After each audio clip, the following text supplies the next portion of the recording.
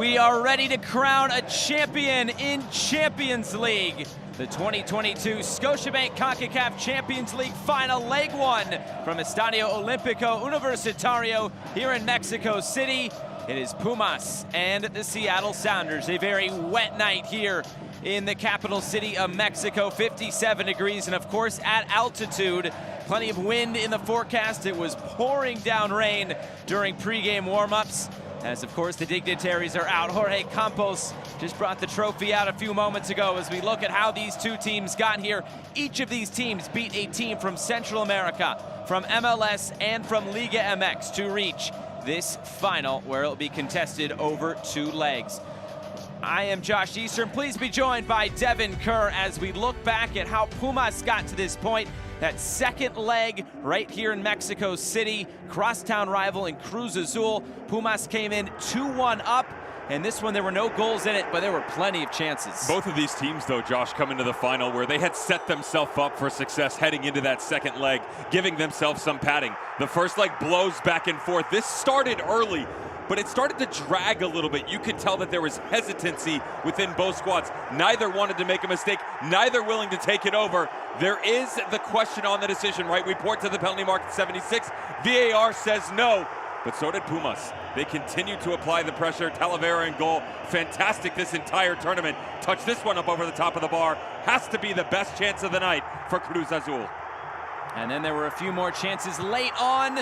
Pumas, they could have been hosting the second leg of this final had they found a goal in this game. Instead, they settle for just a point in the grand scheme of things. It puts them through to the final. And of course, Arturo Ortiz also picks up a red card in this match, which means he misses this first leg of the final. But Pumas, they are into the final for the first time ever. And of course, you see the scene. So they win 2-1 on aggregate, 0-0 on the night. And then on the other side, for the Seattle Sounders, they had a great start to things in the first leg of that semifinal. They had the advantage going into Red Bull Arena to take on NYCFC. And this was a back and forth game. Seattle withstood a ton of pressure, but they were actually the ones to find the first goal. 3-1 in the first game, 2 in the opening 35. You will get Raul Ruidiaz, who really starts to tick here. He'll find it in the 28th minute, but not before some pressure from NYCFC. It's that tiniest bit of space, though, that their talisman needs up top. What a ball down from the channel, and look at him at the penalty mark. 12 yards out, makes him pay. Beautiful finish to the bottom corner. Sounders out 1-0.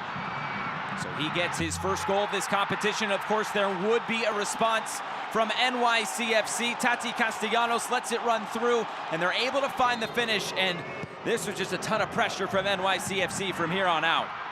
A bit uncustomary from what we're used to seeing from the Sounders. Usually they're the aggressor. They're the ones on the front foot. They started to sit back here. That hesitancy that I talked about in the previous matchup, you saw it start to come out again. It was an excellent second half from NYCFC. Pressure all over the place. 25 shots within this match, but not to be outdone were the Sounders, 4-2 on aggregate. And Stefan Frei plays a major part in that draw and the advancement, of course, to the final.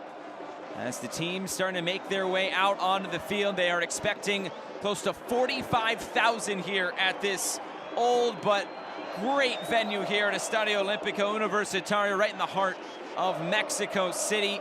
This Pumas side, the Seattle side, their first time ever in this competition's final, at least in the modern era.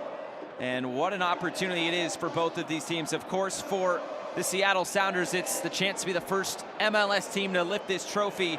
And there's been plenty of talking about that because of how much that means. 70 years in this famed venue comes down to the opening leg of the Champions League, where you look at all of the opportunities that have been, Josh. I was saying this to you coming in. 70 different MLS teams have had the opportunity to go at this competition and take down the title.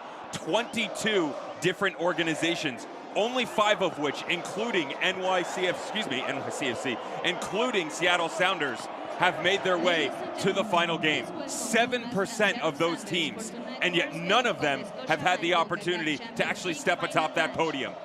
Imagine the pressure for Pumas. You don't want to be that first team, right? They are a team that old school-wise was looked at as one of the tremendous teams always atop the talking points of the greatest in Mexican lore. Fallen off until recent, now with an opportunity to ascend the crest of the top once again. Well, it's interesting. Pumas, the last Mexican team to lose a Concacaf final to a foreign opposition. That was against Saprissa in 2005. As the teams make their way out onto the field, the fireworks building, the anticipation here for this first leg of the final. Of course, the second leg will be contested next week at Lumen Field in what could be a record crowd. But tonight, the focus is right here in Mexico City. The last time an MLS team came into this venue, they lost 3-0. That was the New England Revolution back in the quarterfinals. What will this game have in store tonight as the teams slowly make their way out? And what an atmosphere it is here. Always a raucous atmosphere when an MLS side comes south of the border here to Mexico City. And this is no different. We'll step aside for the Concacaf Champions League anthem, and we'll build you up to first kick of this Champions League final.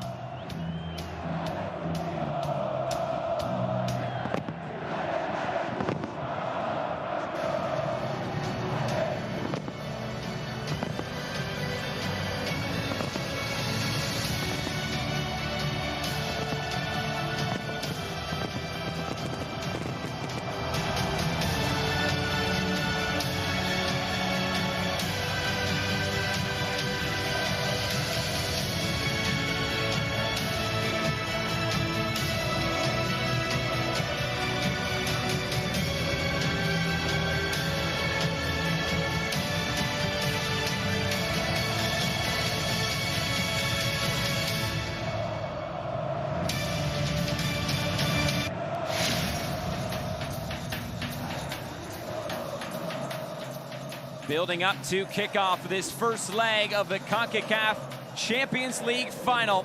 Time to take a look at tonight's starting lineups, and we will start with the home side tonight. Andres Lilini puts out this 11 for Pumas. He's got two changes into the lineup. Galindo comes onto the back line next to Alan Mozo. Of course, Arturo Ortiz picked up a red card 63rd minute in the second leg against Cruz Azul. And then Rogerio will join the front line. They've been much better at flattening out the midfield, not allowing the team to break the lines in the attack, yet still exploding, going the other direction. A wet night here at this famous venue. And of course, the teams want to have that pregame photo to memorialize this night. And of course, the two captains will come to the middle as well. Alfredo Talavera of Pumas, Nico Lodero for the Seattle Sounders, and our refereeing crew tonight. Ivan Barton of El Salvador will be the man in the middle. Juan Gabriel Calderon from Costa Rica is tonight's fourth official. And of course, everybody battling the elements on this very wet evening here in Mexico City. Ivan Barton, a very experienced referee across Concacaf in Concacaf World Cup qualifiers, and of course here in Champions League in rounds and in years past.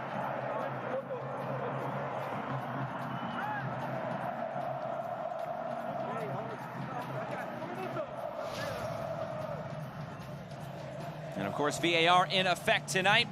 Ismael Cornejo of El Salvador will be assisted by Tatiana Guzman of Nicaragua. VAR, of course, in effect. And on the other side for the visiting Seattle Sounders, Brian Schmetzer puts out a very strong 11, of course. You're going to see one change overall that's going to affect three different players. Yamar finally back and healthy onto the back line. The preferred pairing next to Arriaga. Of course, Roldan and Nuhu. How quick can they get into the channel up top? João Paulo, Rusnak, and Ladero. It's an unfair midfield three with their rotation. And the front three that can be Morris, Roldan, and Rui Diaz, the best in the business. Can they do it on the road? First leg Champions League final. Two teams making their way out, and it's interesting. MLS teams are 1-0-2. That's a win and 2 draws in 3 previous away legs in Mexico. And then when they've come home, or if they started at home, they had those 3 losses in the home leg. So it's interesting because when you look at the history, usually it's the MLS team struggling, but in the final, something gives. It's one of those things as well, Josh, that as a player, when you start to hear the facts, and coaches and players will tell you they don't look at them, they remove all the white noise. I promise you, all of this has been presented to these players on both sides of the ball. You don't want to be the one to step off, you want to be the one to get in. Well, here we go. The Concacaf Champions League final. Leg 1 is underway from a raucous Estadio Olímpico Universitario.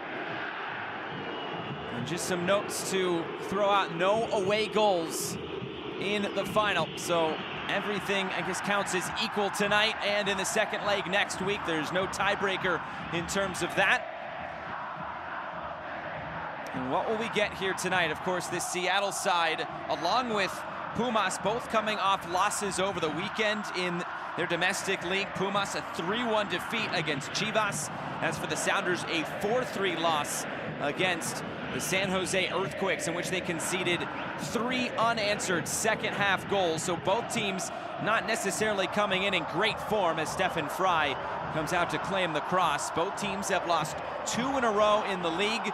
But when you look at their Champions League form, Pumas just 1 loss. It was that 3-0 defeat against the New England Revolution. On the other side for the Sounders, they're the only unbeaten team, 3 wins and 3 draws so far in Champions League in this campaign. Another ball driven forward. Yeimar has to deal with it. Player going down just at the top of the area. And this is waved away. Rogerio getting back to his feet. Maybe a bit of a surprise into the Pumas lineup with Juan Donato getting the start. It was expected that he was going to miss this leg, but he has 7 goals so far for Pumas in this Champions League. As here is the cross, it's blocked out of play. It's the game's first corner, and it comes for Seattle. Certainly the most talked about number 9 within this tournament, Donato. And with Pumas and the quick start on the other side of things, watch how the attack is or is not tonight. Fabio Alvarez Rogerio coming on the left, mentioned coming in how quickly they flatten out into a midfield 4, just as rapidly exploding with numbers coming the other direction. Great overlapping runs from Alan Mozo. But how does that affect the defensive shape and the big center backs of Yeimar and Arriaga? They haven't seen anything like it all tournament. Rusnak, plenty of depth to this, headed back centrally. Joao Paulo trying to keep it alive, and he does to Raul Ruidiaz. Doesn't find himself in a wide position all too often. It's a throw in though to Seattle, and a player down here for Pumas. It's Diogo, but quickly put back in play. It's headed clear. Alex Roldan trying to keep it alive for Seattle, and he does. To run for Arriaga, he won't get there first, and a chance here for Rogerio and Pumas.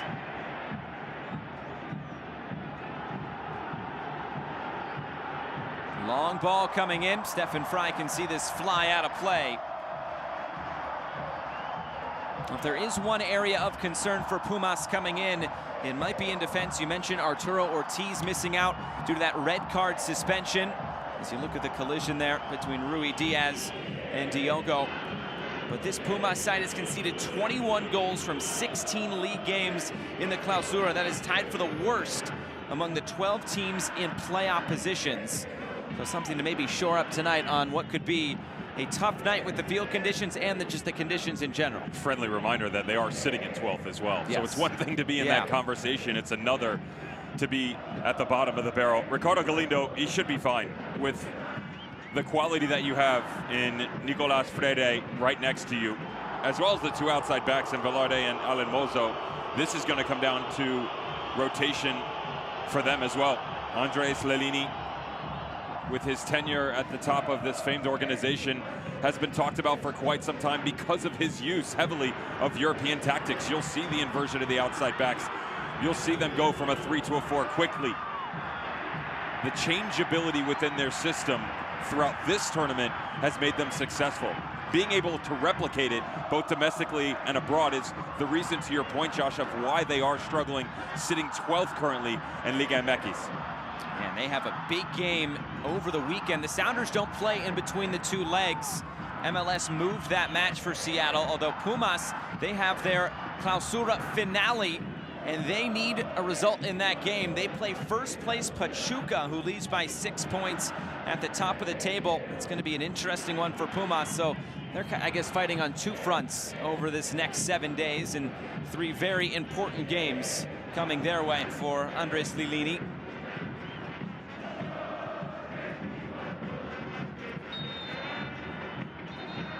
It's a foul on Raul Ruidiaz. Nicolas Freire Make sure he didn't get a cut on his head.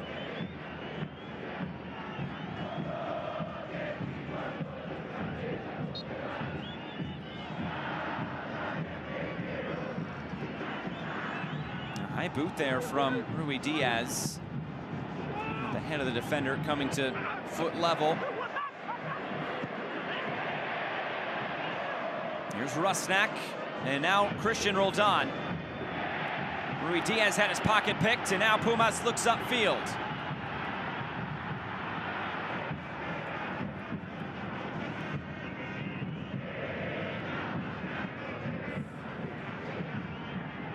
It's going to be an uphill battle, of course, for Seattle on the road in these conditions with the atmosphere.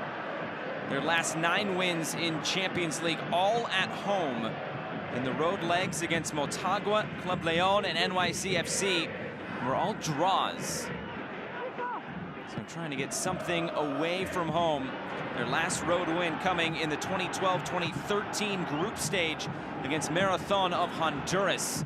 It's been close to 10 years since they have won away from home in this competition. But we told you the stat about MLS teams away in the final, so something's got to give tonight. Well, we briefly started down that rabbit hole as well, Josh, talking about not wanting to be the team on either side to really break trend, right? You don't want to be the Mexican squad that gives up the opportunity. You don't want to be the one that then falters as well, nor do you want to be the MLS squad that can't follow suit in that fashion. The good starts for them on the road. It's hard to believe that in the 2-legged finals they are unbeaten, but with all the numbers as they approach together, you have to find a way to supersede some of the previous performances, even over a 2-game stretch, and break the mold. Attack here for Pumas. A sliding challenge there by Nuhu. Alan Mozo, the right back. Team high 4 assists, both in this competition and in Liga MX play.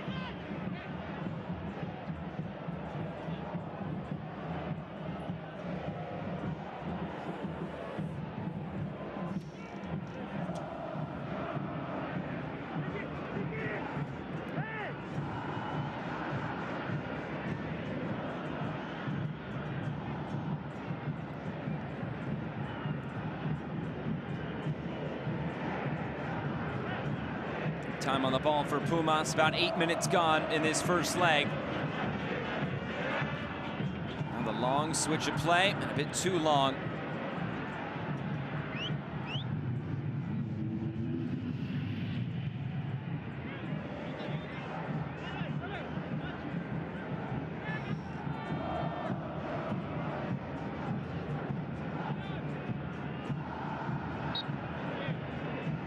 Nuhu to throw this back in for Seattle.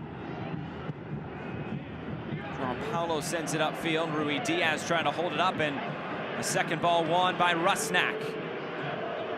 Comes out wide now for Jordan Morris. Rusnak back for Morris.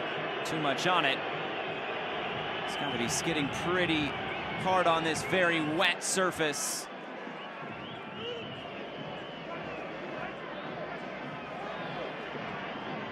As Brian Schmetzer put it, a little bit of rain, so it feels like home.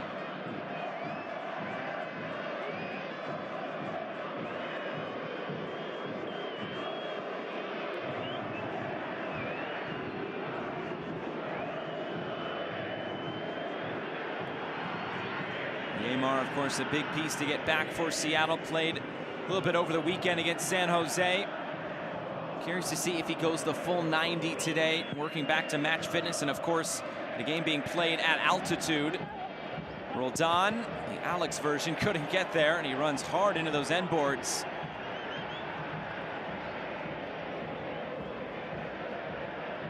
And of course is Brian Schmetzer. His 6th full season in charge, but has been with this team for quite some time, going all the way back to the NASL days, played for the Sounders as well. And he's not shying away from really what this means. And he talked about his time under Ziggy Schmidt. He said Ziggy used to say, we want to be the first team to do this or that because we're Seattle Sounders. He said that was the inherent culture that we continue to try to build. And he said he wanted to echo what Ziggy was saying, and we want to be the first team to do this. Not only did he say that, you actually heard some comments coming from the players, like Albert Rusnak saying, everybody talks about the first MLS organization being able to do it. We want to do it because we're the best, and we deserve to within the group that we're playing up against. Go and beat the best teams within this competition. I think you and I can both agree that so far, in terms of overall performances and consistency, the Sounders at least carry the medal in that aspect. But against the elements right now, there's a nice little step from Diogo. Once again, the shape is going to be the interesting one here for Pumas. The way that they allow Fabio Alvarez and Lopez to operate on the offensive side of the ball. Igor Marital stuck underneath, and then what the front three looks like. It is a different look for Arriaga, Yeimar. How high will Roldan and Nuhu come in their aggression pushing forward? As a player, 12 minutes in, find a way to challenge the goalkeeper. Be the right foot, the in-swinger. Yeimar was there. Lopez on the service. A bicycle kick from the top of the area. An ambitious effort goes out of play. Another one of those players in, Lopez, who took that set piece, wasn't expected to play tonight, potentially due to injury. Let's take a look at the bicycle kick again. I said to you though, Josh, just anything whatsoever, if you can throw it on the 8x8. This is about the weather right now and trying to exude some confidence within yourself. Remove some of it from the opposition if you can. Stefan Frei, obviously a fantastic goalkeeper in his own right, but from distance, inside the box, just anything to put it on frame at all to give him a question to think about. In a game like this, you'd always want the conditions to be as pristine and perfect as possible, but there's something maybe kind of fun about this. It makes it just a little bit more crazy, and especially for two teams that have never been on this stage before. They've never been to the Concacaf Champions League final. The best they've ever done is a semi-final, twice for Pumas and once for the Seattle Sounders. Of course, Pumas winning 3 Champions Cup titles back in the 80s.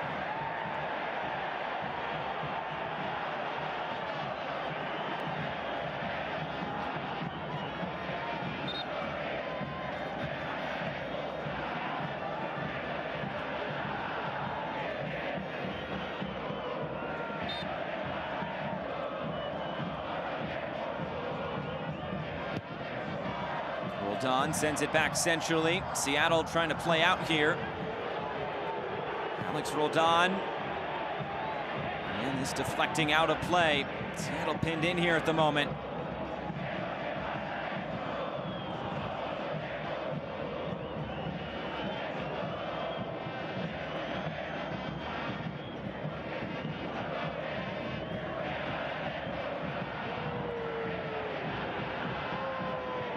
Paulo going to play this down the line, headed out, and it'll be a throw-in for Seattle. Freire coming over.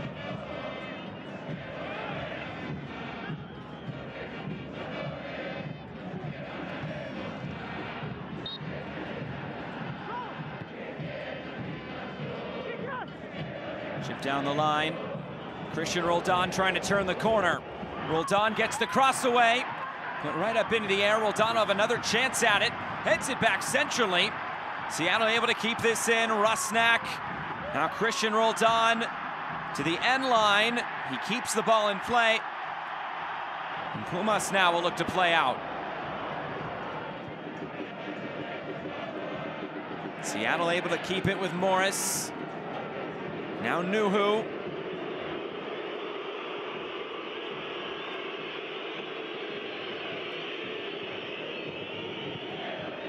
This has been one of the main themes throughout their run in the Champions League, Josh, is it's sustained pressure. It's one thing to provide yourself a chance on the attacking end. It's another, if you watch the turnovers, it's a high line defensively. It's really difficult to play out from your back line if you're Pumas and every single other team that the Seattle Sounders have faced.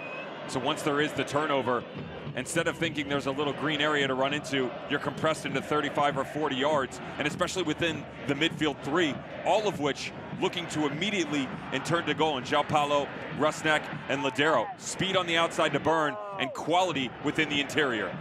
Morris, maybe a searching cross there, maybe just mishit it. In between the goal and Rui Diaz, who was the target. Pumas quick to put it back in play, quarter of an hour gone.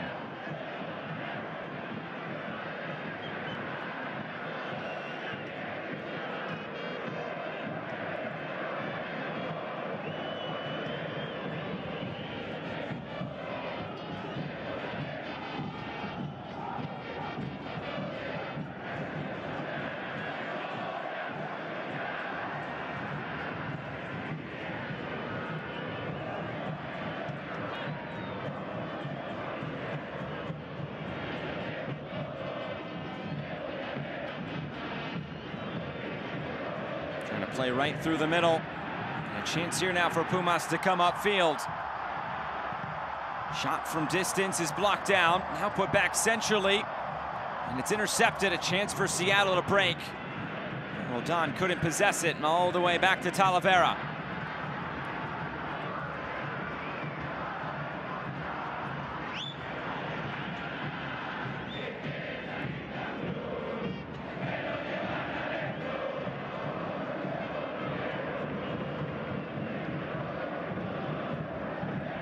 Lofted centrally. It's Arriaga who steps up. Nothing doing there for Seattle. They're just struggling right now to find any sort of build through the center of the field. You've already seen Jordan Morris come to the near touchline.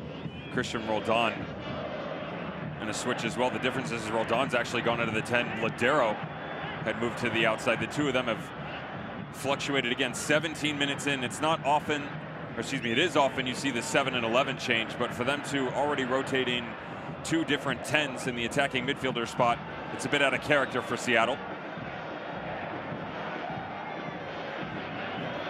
Pumas trying to get some time on the ball now.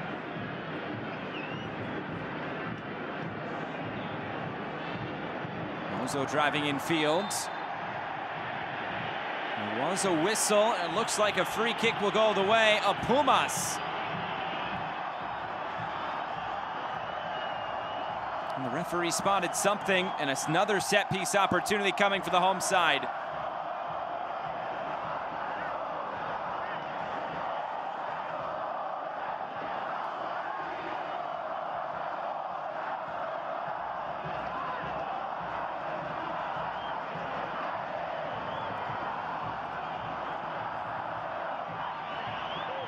Juan Dineno fancy himself over this one. You can see the rain really teeming down now. As Seattle prepares its wall.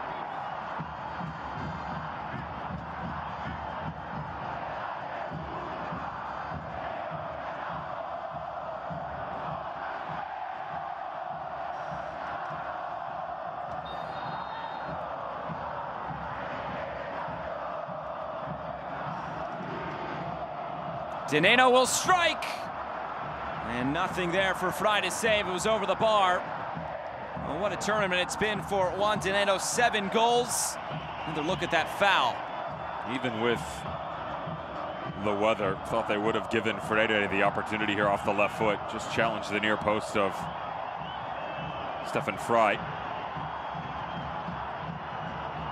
To go off the right, bring it back across your body all the way to the far post. So difficult to do, Josh, and especially with a goalkeeper of that caliber and that distance. Weird rhythm to the match 20 minutes in, yeah. Right? It's not like they've traded blows, but there's definitely been some momentum fluctuations for either squad. Kind of quick punches early on. Seattle seemed to have jumped into the driver's seat. We've probably changed that argument 3 or 4 times, only 20 minutes in. The quality defensive shape that has been Pumas over the course of this tournament lacking. Seattle Sounders can't build through the middle. That's been the bread and butter. Talavera keep this in play. He can't. It's another corner kick for Seattle. So a couple of set pieces for Pumas. Nothing come of them. Seattle now second corner kick these opening 20 minutes. And this time, Nico Lodero. Looks like they favor the in-swingers with Rusnak on the right foot taking it from the other side.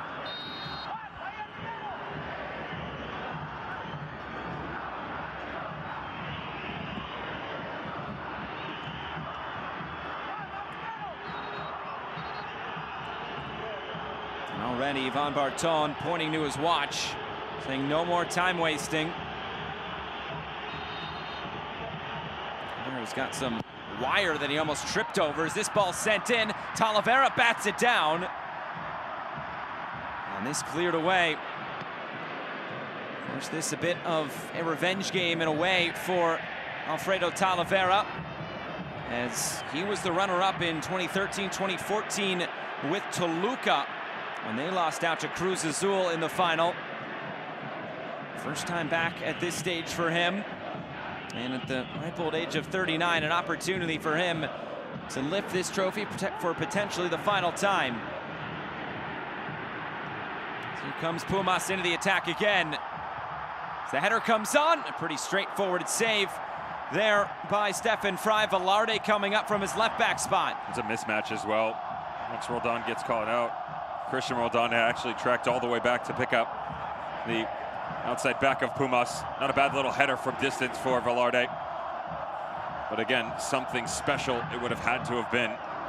Offside position, couldn't bring it back across even if Rogerio was on because he was in an offside position. This right here, as good as the Sounders usually are, this is where they're escaped within their attack. It's long balls hit from a distance, 22 minutes in. Some of the customary tiki-taka football just escaping them at this point in time. Alex Roldan, another blocked cross, and another corner kick coming for Seattle.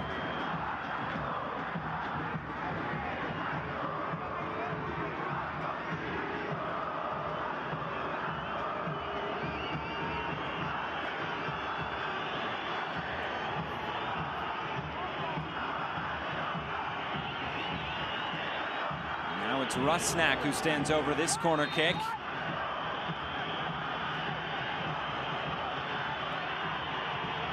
Rusnak, the outswinger, flicked along. Rui Diaz trying to get back to his feet. Appeal for handball. Referee waves it away. And Joao Paulo wins it back for Seattle.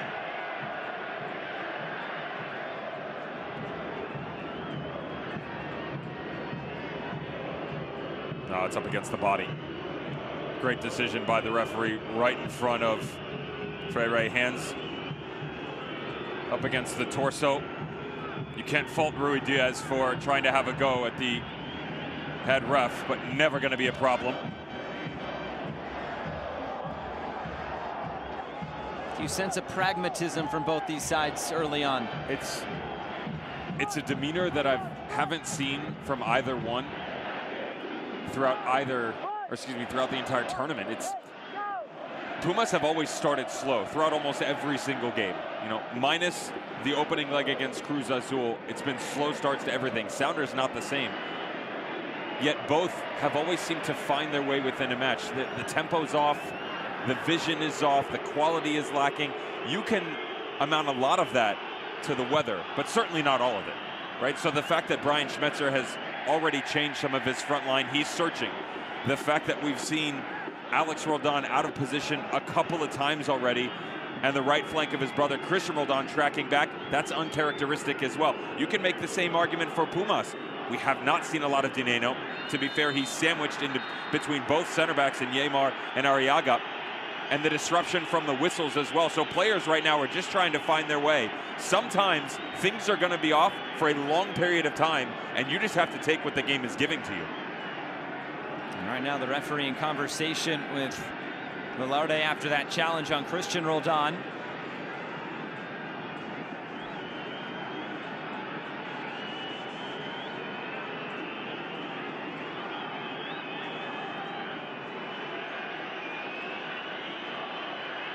Roldan remaining down now, slowly getting back to his feet.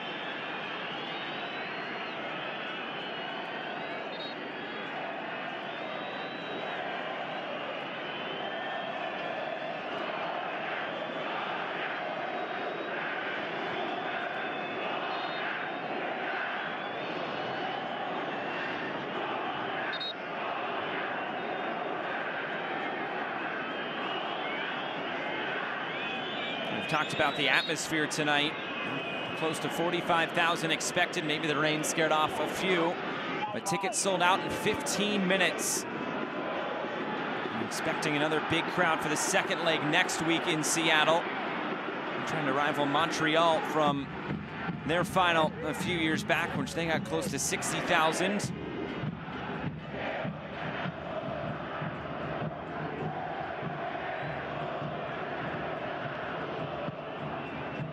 Talk about the opportunity it is for Seattle. The same it is for Pumas, as some headlines from Fox Deportes saying Pumas can't let go of one more title, and Andres Lilini knows it. The opportunity they had with the Liguilla, and of course the Apertura final in 2020. They made it to the Apertura semifinals in 2021, the Leagues Cup semifinals, as here comes Pumas into the attack. This shot saved by Fry. Just getting a touch on it to put it wide. And a great early chance here for Pumas and Rogerio. Much better here. With Fabio Alvarez yet to really make his mark, he's wandering a lot, and so Rogerio has actually dropped down into the pocket himself. He's been in tandem next to Dineno, but this time much deeper. Great first time turn, and then as he progresses forward, the back line just continues to drop. Have to step up in that situation. Stefan Fry careful on the back post. It's put up to the back post. Arriaga able to get it clear. He was taking no chances, Fry was, on that last shot from Rogerio.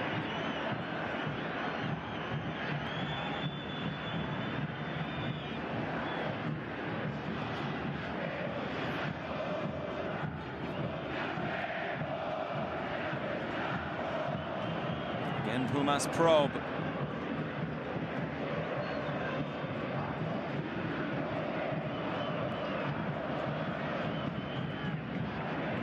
Long switch of play. Couldn't get it all the way onto that right side. Here's Rusnak with space. Joao Paulo. Nico Lodero. Early service in. Again blocked down.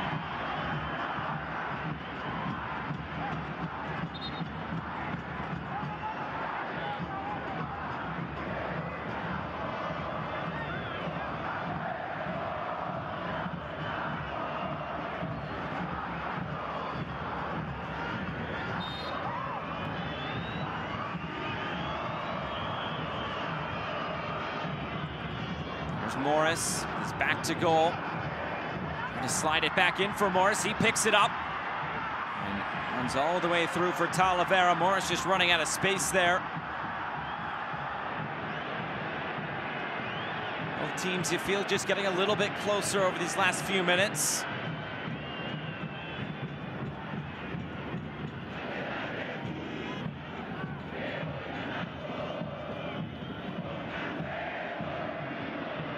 Trying to switch the play out to that right side, same result.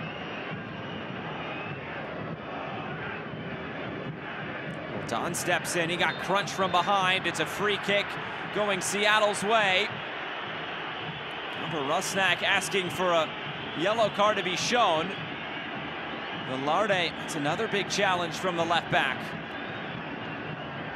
You have to imagine if he gets away with one here, he's lucky, because this is two very distinct and abrupt challenges on the Rodons on the inside. Late to it, full force from a restricted position. Both right in front of the referee as well.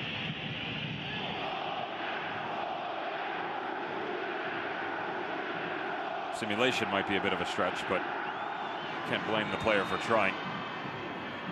There's a separation right now between the units for the Sounders. Josh, you just talked about the teams kind of starting to get their footing, right? Pumas definitely the better in that area, but they're going so quickly, Seattle on the break, that really it's a three-man game, and then all of a sudden there's a 25-yard gap once the ball does turn over, and Rusnak and Joao Paulo have to track a ton defensively.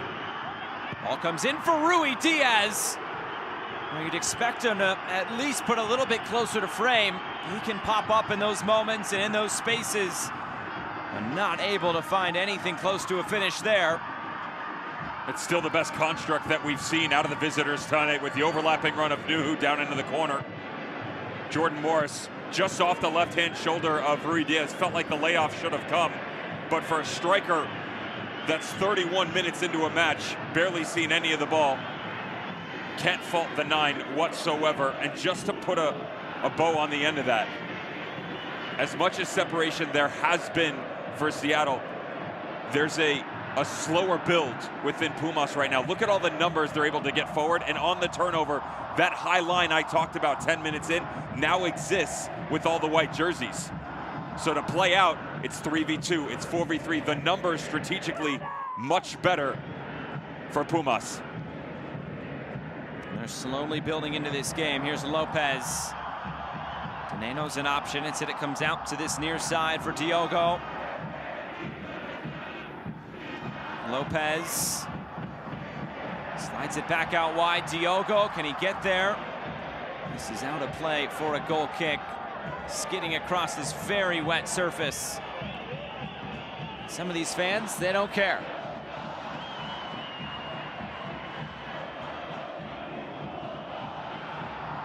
No poncho for you if you're there? Down with the peanut gallery? I'd probably go with the poncho. I agree with you. At least the garbage bag. Yes.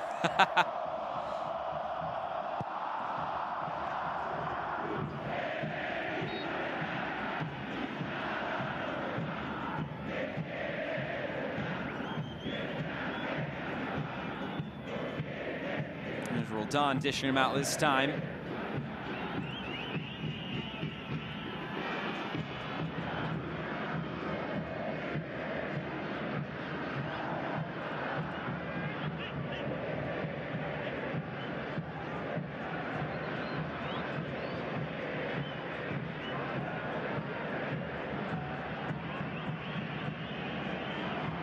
Another long switch of play. This one, though, comes off for Pumas, and yet they reverse course here. There's Lodero. Couldn't get a clean touch on it. Meritao up over the top. Header comes back centrally. Two blue shirts collide. And as the referee pointed to the spot, he has penalty.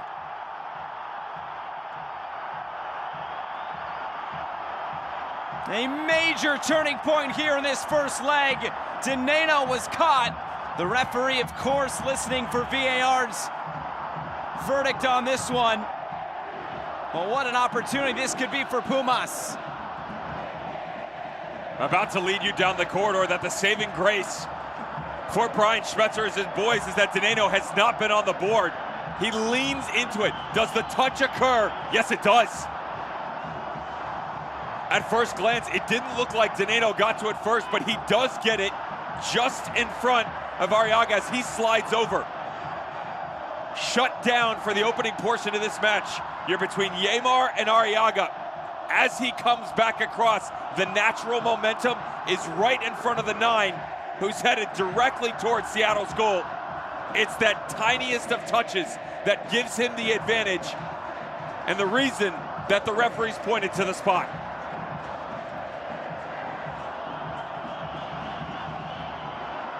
Well, it looks like it will be Stefan Fry who has to save the Sounders here. Another look at it from a low angle.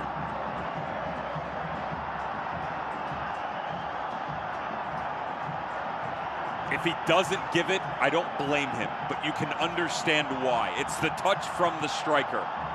The center back and Arriaga and Yeimar on the backside has as much as an opportunity to close this down as Dineno. But again, he's the one, the aggressor, who gets the tiniest of touches just before the contact. So it will be that man, Juan Dineno. 7 goals. Leads all scorers in 2022 Concacaf Champions League. And now a chance to give Pumas the upper hand in this first leg. Dineno strides up, and Fry saves it! Up and over the bar! What a save by Fry!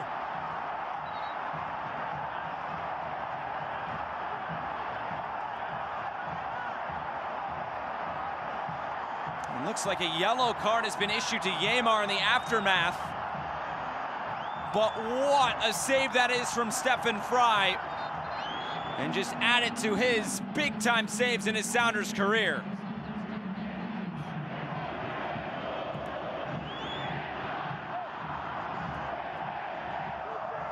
A yellow card officially to Yeimar. And the referee just waiting a moment before he whistles this back in play.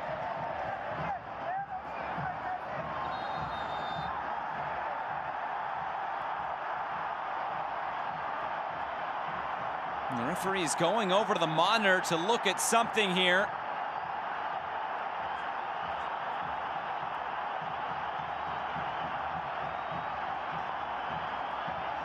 Did Stefan Fry leave his line early?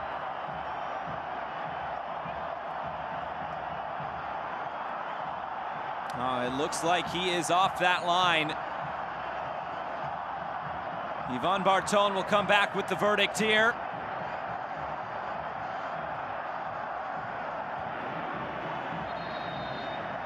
And Way will redo it. Fry left his line early, and it's another chance for Pumas. Beautiful reaction by the goalkeeper. Remember, Dineno hits the game winner in the 4-3 quarterfinal against Revolution. Went the other direction, but same desire. Power, middle right, goes power, off middle left. Doesn't bring it far enough away from the goalkeeper. But it's that tiny step. Watch the right and then the left. They both come. It's half a yard off the line, but it's enough for our referee to say we do it again.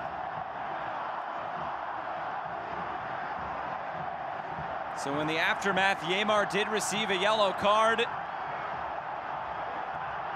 And now they will do it again, and it's that man again, Juan Dineno. Now it's all about the mind games. Dineno strides up, and Dineno scores! He wasn't going to miss this time. It's 1-0 Pumas.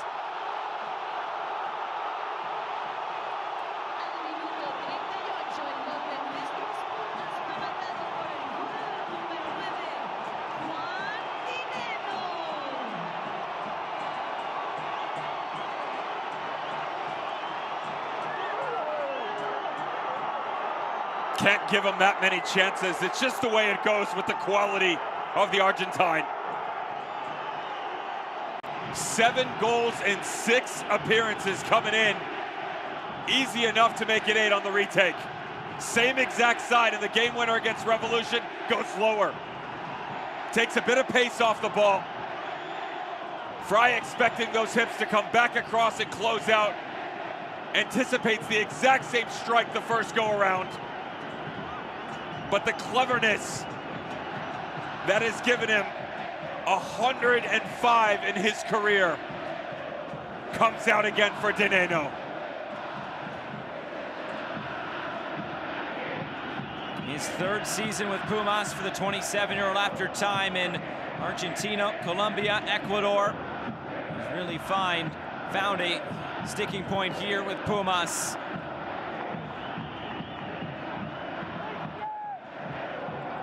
Now if you're Seattle, you have the ups and downs of that last 5 or so minutes. You give up the penalty, you aren't sure of it. Now they'll come forward again. Here's Alex Roldan. Blocked cross. Is this going to be a foul? Looks like it is. Just outside the area. A set piece coming for Seattle.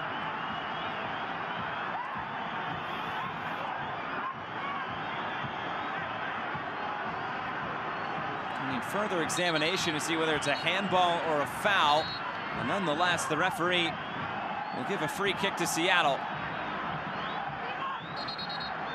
The bigger issue you have here, if you're the Seattle Sounders, isn't the goal. Obviously, you don't want to concede, nor in that fashion on a retake.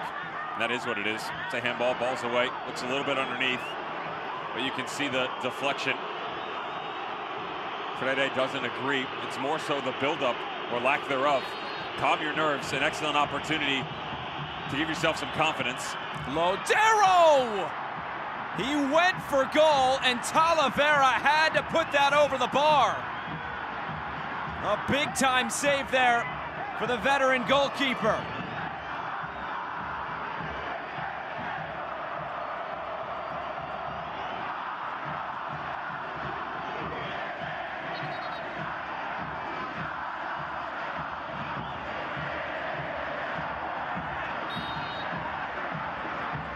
Now Rusnak. Plenty of depth on this again, looking for Rui Diaz. And Mozo gets it clear. Seattle playing with a little bit of urgency now. Nuhu.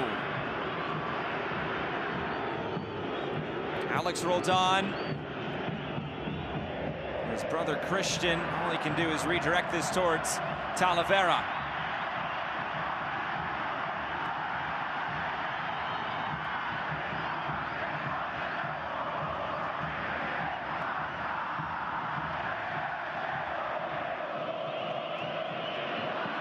That's clever. Look at the separation on the wall. There's no one standing in front of it. Talavera furious. Can't blame him.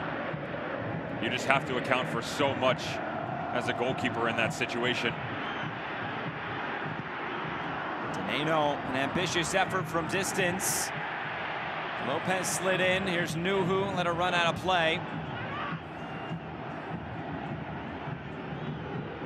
You can start to see some of the lackluster form that has followed the Sounders into this game tonight. You mentioned how off it's been. No wins in the last 3, which includes 2 losses. And, you know, one little thing that I said to you coming in, it is the first time we've seen this lineup paired together. This is the first time this 11 for the Seattle Sounders has been on the field, which is odd to say, because if you look at the quality overall, you would agree that this is their best lineup in terms of selection. Yeimar picked up his injury in and out. There's been some fluctuation within the midfield. Danny Leiva's been in there. Obed Vargas is part of the conversation. Jackson Reagan was the one who was next to Arriaga. Now it's Morris. Lodero. Nothing to test Talavera there. Maybe the Sounders trying to press just a little bit. Well, given everything, they still don't have any quality chances to show from. They haven't hit the target yet. I mean, you're approaching halftime. It's one thing for your style to be rattled. It's another to give up a goal. This is worst case scenario right now, because it's that set piece just before halftime, not within the run of play, that has allowed you to put one on frame, and that's it. There's no construct within the midfield. Rusnak, João Paulo, non-existent within the game right now.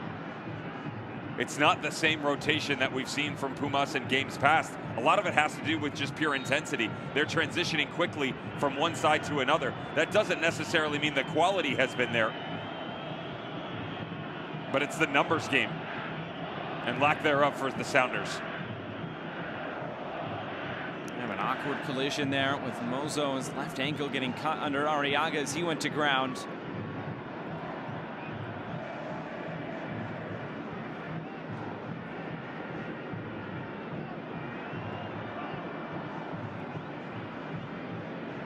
Mozo being treated here. Again, a pretty big number for stoppage time at the end of this first half. All the penalty shenanigans. This injury here. The VAR check. Oh, Mozo is okay.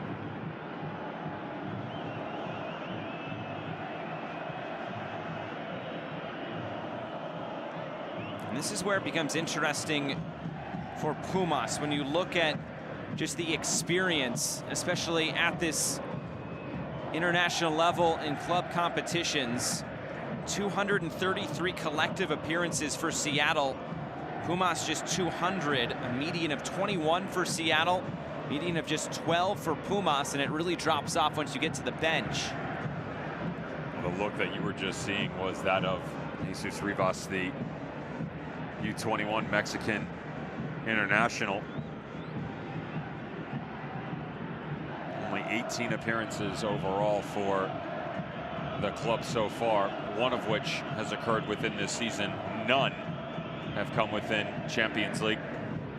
That is your next choice right back if you had to choose immediately. Just 19 years of age, doesn't turn 20 till the fall in October. And you obviously don't want to lose any players at all, but with the way that this team likes to express itself from the right back spot, Alan Mozo, I talked about the European tactics at times with Andres Lenini. He's a huge part of that, coming off the back line to the interior, overlapping over the right shoulder of either Alvarez or Rogério. It's 6 minutes added on at the end of this first half.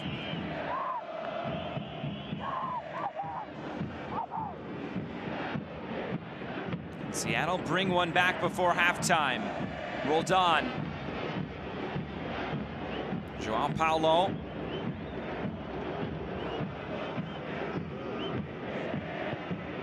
Nuhu making the run, heads it back centrally, bouncing around. Talavera's there to claim it.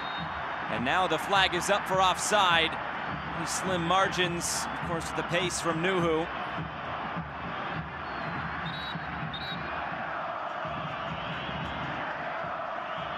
Oh, it's certainly a tightrope, isn't it? Anything occurs on the tail end of it, you've got a solid argument for VAR to come in. Go right at him. I mean, you have the chance to gain some of this momentum back. There's the injury. We talked about the tempo of the game, how all over the place it's been. With the addition of Jesus Rivas to the back line in replace of the injured Alan Mozo. 19 years of age, all the quality. You just talked about appearances and experience for the Sounders. He's going to sit. Lillini's going to say, just get into the dressing room. We can have an extended conversation at that point in time as to what this is going to look like. But I'm attacking the teenager right away.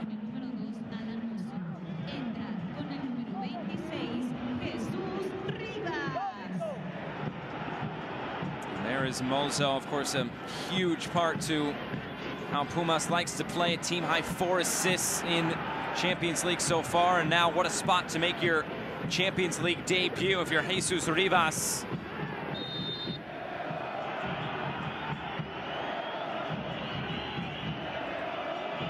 Seattle will go quick with it. Roldan trying to roll this in for Alex Roldan, and just too far.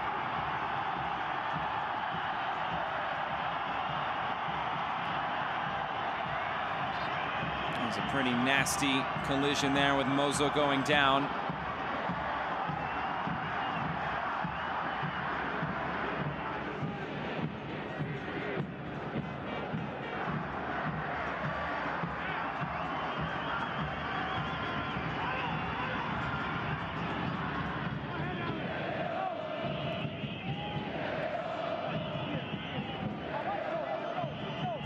Seattle trying to go quick.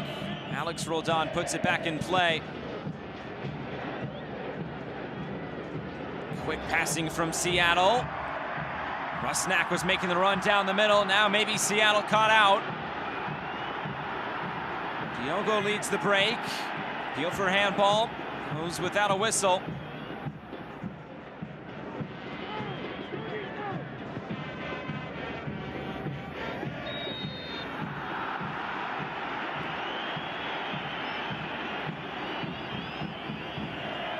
Seattle just looking for answers wherever they can get one. Now it's Nuhu striding forward.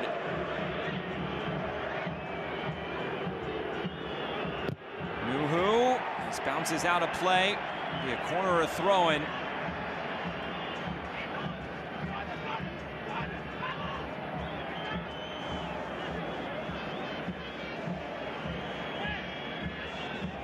Looks like it will indeed be a corner kick for Seattle. Nico Lodero to take. Lodero's service in towards that near post. Struggle clearing this. Joao Paulo will have a hit. Another appeal for handball goes without a whistle. Chance still alive. Flipped into the back post. Rui Diaz is there. Heads it down. The shot's over the bar. Joao Paulo followed the play. Just something out of nothing there from Seattle, scrambling that chance together. Sometimes it's not your night, and you're hoping the second portion of this match gives you more opportunities as such as this. Well done to keep it back in. Rui Diaz, unselfish, could have easily tried to go it alone on near post. Has the trailing run, Joao Paulo. It's the skip up off, and you have to admit that the elements have come into play here. The way that the ball came off the deck doesn't allow Joao Paulo to get full footing, leaning back anyway. And just the condensation skips it up off the boot over top of the bar. That's probably Seattle's best chance of the night, and they are finishing this half very well. We've seen them gone down that left side. Of course, Pumas is right already with Nuhu. And maybe one more chance for Pumas to close out this opening half. Say the end of the first quarter of this two-legged tie. Morris with space. Lodero's an option. Morris will pull back. Rusnak. Lodero for Nuhu. Low ball in, looking for Roldan. It's cleared away. Maybe time for one more chance for the Sounders. Another ball served in. Talavera had to be strong, and he was.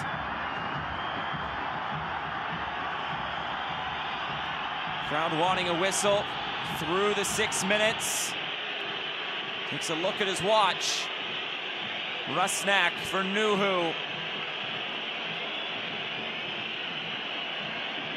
And the whistle's coming, 6.5 minutes. There is the whistle. The first half is over.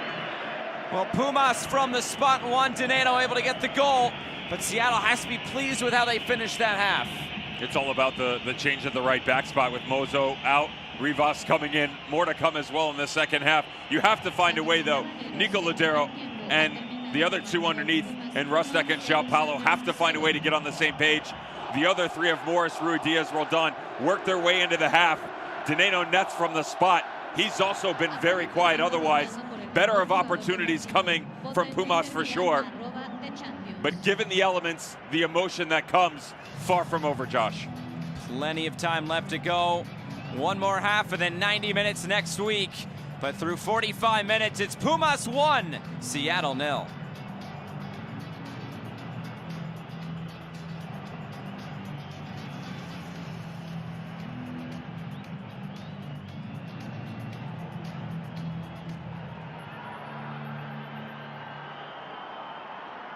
Scotiabank es orgulloso patrocinador de la Liga de Campeones Concacaf Scotiabank 2022. Porque el fútbol inspira a niños y transforma futuros. Sigue a Scotiabank Fútbol Club en Facebook para conocer más de nuestras iniciativas en torno al fútbol.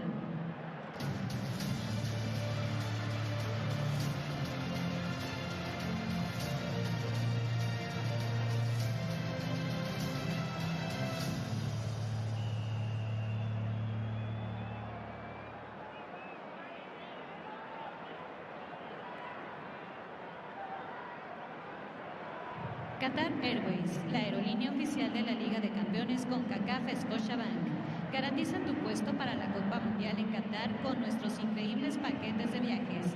Cómpralos ahora en qatarairways.com/FIFA 2022. Para las últimas noticias, estadísticas y lo más destacado del partido, visita la página oficial concacafchampionsleague.com. Para proteger aún más la integridad de los partidos y competencias en nuestra región, Concacaf está implementando un procedimiento actualizado de 3 pasos para comportamientos discriminatorios. Este procedimiento de 3 pasos tiene como objetivo detener de inmediato todos los comportamientos discriminatorios en los estadios. Si ocurre un incidente discriminatorio grave durante un partido, incluyendo la exhibición de pancartas, banderas, cantos y gestos, el árbitro podrá detener el partido. En este primer paso, se hará un anuncio en el estadio, recordando a los aficionados que no se tolerará la discriminación en los estadios. Después de regular y si el comportamiento discriminatorio continúa, el árbitro podrá suspender el partido y enviar a todos los jugadores a los vestuarios por un tiempo razonable. Como parte de este segundo paso, y mientras el partido está suspendido, se les recordará a los aficionados que no se tolerará la discriminación en los estadios, y si este comportamiento continúa, se abandonará el partido. Finalmente, si el partido se reinicia y si el comportamiento discriminatorio continúa o el partido no se puede reiniciar, el árbitro podrá abandonar el partido. Concacaf invita a todos los aficionados a defender los principios del juego limpio y participar en el fútbol con un espíritu de unidad, respeto e igualdad. Concacaf, amor por nuestro juego.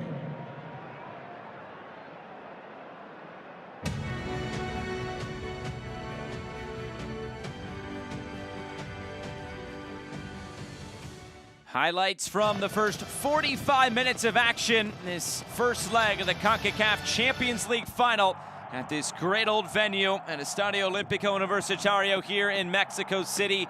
Pumas and the Seattle Sounders, Liga MX versus MLS. A chance for a first ever final for both of these teams, and it was a bit of a topsy-turvy first 45 minutes. Couldn't really get a flow in this game, but the Sounders manufacturing a few chances early, Pumas the same. The energy certainly wasn't lacking, especially from the crowd that continued to push the home squad in it, but the rhythm was all over the map, and the beautiful consistency that we've seen within both of these teams throughout the tournament has been absent. Simple as that. Strikes from distance, balls hit with a hope and a prayer that someone is going to get onto the end of them. And that's pretty much how it played its way out until about the 35th minute. Josh started to turn its head up a little bit. 10 minutes to go. Momentum swings the other direction for Pumas. I did like the defensive look from them. Diogo on the left-hand side came a little bit deeper. That's where the ball actually comes from when they do pick up the penalty. Challenges also. The physicality of play within this game caused a destruction and disturbance for both of these teams. That's why the tempo was off. Some physical play, another chance here. Stefan Fry taking no chances, putting that one out as Rogerio came forward. And Seattle tried to manufacture some chances of their own. Didn't call Nico Lodero's name a whole lot. And of course the other 10, Fabio Alvarez, didn't really call his name much either. Would make the argument that the front line of the Sounders in general is lacking, but it all does come down to the ball played back across here for Dineno. Barely had a single touch coming in. He does get the tiniest in between Yeimar and Arriaga. Goes to that bottom corner opposite of his pen against Revolution. Argument from Yeimar in the 35th minute. Gains a yellow. Fry off his line early. Dineno, second time around. Pay dirt, 1-0 Pumas. His 8th goal of Champions League thus far. Of course, that leads all goal scorers. And he just can't stop scoring in this competition. Getting Pumas out in front, but Nico Lodero, he would build into this game nicely on the set piece, forcing a save out of Talavera. And the Sounders, to be fair, closed this half very well, but Alan Mozo going down with an injury saw him off the field as well. Well, that was 5 minutes to go on the set piece opportunity for the Sounders to the near post. Rightly done. With the departure, I looked right at you and said, go at the youngster. 19 years of age, never seen a cup competition. He's going to be rattled, and he was, Jesus Rivas. It's going to be a heck of recovery in the second 45 minutes, but there was an onslaught of prowess coming from the Sounders. The left-hand side over and over again. Balls whipped in. Guys trying to get on the end of it. A mismatch for Rui Diaz, not being able to match up against the likes of Freire, but much better from the Sounders to close out the first half. So 1-0 in favor of Pumas after 45 minutes. And of course, we're only a quarter of the way through this two-legged tie. You look at the stats, it's actually pretty even across the board. More of the ball, though, to Pumas. It's gotten closer. I would still say that in terms of the better of the two teams, it has been Pumas. The opportunities throughout its entirety in the first half were better from the home squad. Seattle Sounders have to find a way to get their midfield going. Too much of this game is on the outside. That's 1-0 Pumas here at halftime.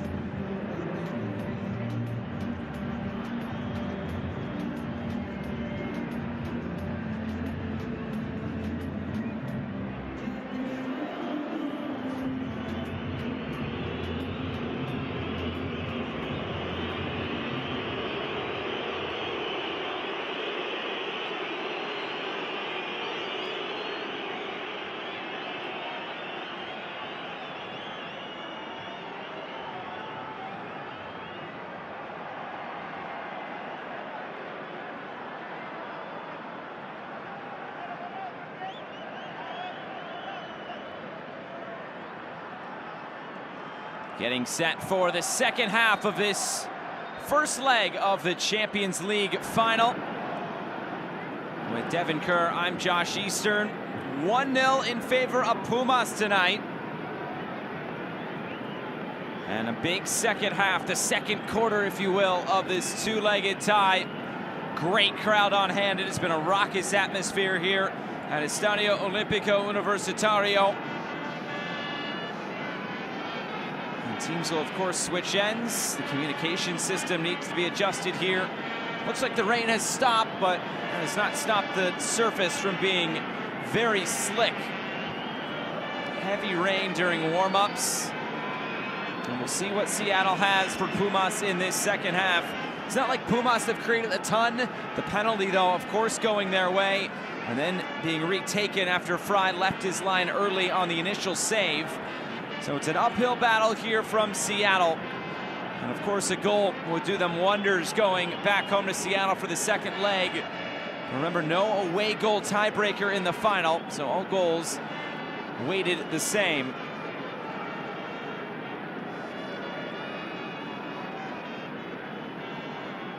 Yvonne Barton just needing a new earpiece, something up with the microphone or the communication system.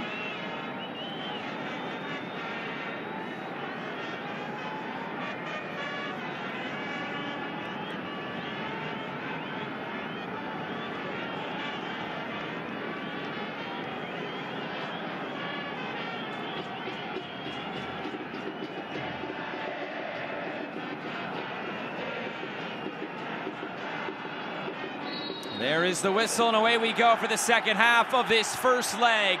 The Scotiabank Concacaf Champions League final. Juan Dineno's penalty so far the difference. Seattle finished that first half with a lot of momentum. Can they carry it into this second half? No subs at halftime to speak of. The only sub, though, coming just minutes before the halftime whistle, with Jesus Rivas coming on for Alan Mozo. The youngster, just 19 years old, makes his Champions League debut tonight. And what will this second half have in store?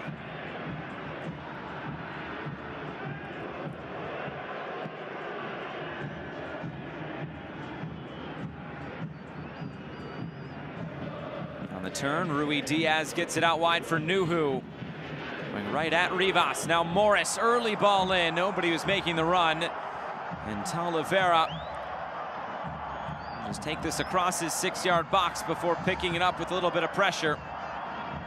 This is going to be a twofold talking point with the change. So we already talked about how if you're wearing a Sounders jersey tonight, Josh, you want to run at the youngster Jesus Rivas at the right back spot. Counter argument, he will sit deeper. He's not going to attack as much as you normally will see on the right-hand flank for Alan Mozo. That's going to put more of an onus on guys like Velarde at the left back spot for that inversion that they rely upon so much to overload numbers into the middle. Also, Fabio Alvarez, where are you? Find a way to get into this match, because he's come a little bit further out, and I understand that we're only 2 minutes in, but he's come further out from the central location. Rogerio has pushed a little bit higher, as has Diogo. So there's your three at this point in time. The fluctuation has pinched to the right. It has created a larger gap on the inside. Enter Rusnak and Paulo. Another foul. We'll send it back the way of Pumas. There is Alvarez going down.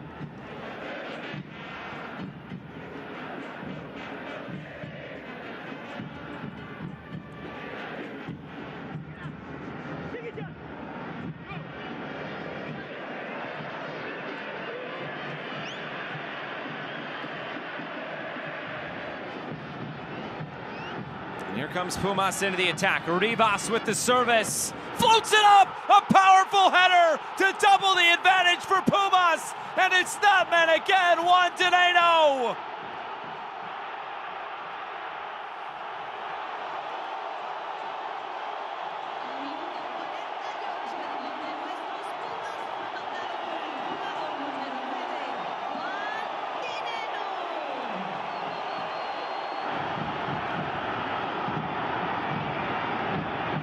It's Concacaf.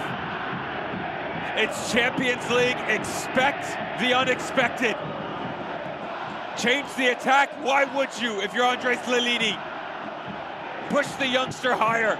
Put it on a platter if you're Jesus Rivas. You cannot ask for a better ball than this placement. The greatest asset that Dineno has is the separation between the center backs. We've seen it the entire tournament. Starts the run, slight hesitation, and then slips on the back shoulder of Yeimar. As he slides right through, the world is his oyster, picks out the upper corner, and his 9th of the tournament. Well, now the task just got a little bit more difficult for Seattle. And what a moment that is for Rivas on the assist. Has just one appearance in Liga MX play. Came off the bench, played 26 minutes. That is it. It's his Champions League debut, and as you said, puts that cross on an absolute platter for Dineno. Here comes Seattle again. Little flicked header on this, just by the post. Trying to pull one back here. Jordan Morris had the chance for Seattle. It's a great response here from the Sounders, and look how much Jordan Morris has come to the inside. Gets in the way a bit of Rui Diaz, though I don't think, given his height at just 5'7", he would have been able to get to it with the pressure coming from Freire over his right shoulder. The next 5 minutes are so crucial, because it's not about going to get a goal. It's about the intensity that you're willing to bring to this match. The lead has just doubled. You're on the road. Have to be very careful that this doesn't get away from you. And we always say it when it's a 2-goal margin, that next goal is so important, but it seems like it takes on more of an importance in this one tonight. 3 could become 4, could snowball quickly. But here's Rui Diaz! Oh, Talavera! What a save! Keeps Seattle off the board. You want to know why at 39 years of age, why he's still part of the conversation internationally for El Tri? This is why. Beautiful build-up from the Sounders. The run, the ball, everything right where it's supposed to be, minus the goalkeeper. Lodero's outswinger headed clear. Couldn't have asked for a better response from Seattle since conceding the second, and yet they still search for their first.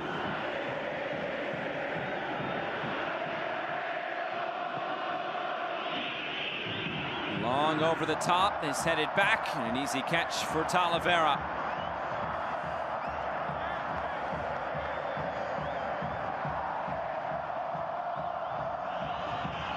A tiny bit surprised that Rui Diaz doesn't try and go far post on that. You know, your momentum, Josh, as you're coming forward, you're on the back post run, you're square with the ball.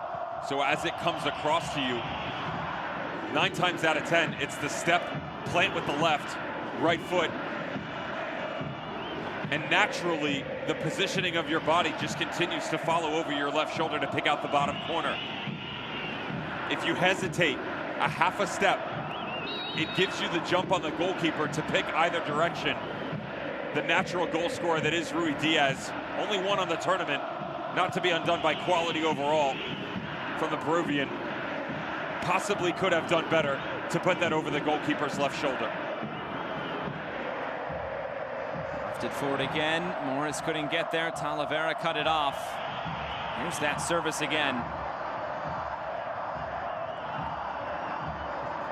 You just wonder how, if you're Alex Roldan, Yeimar, Arriaga, any one of the 3. I remove Nuhu because he's come to the outside to try and close down Jesus Rivas.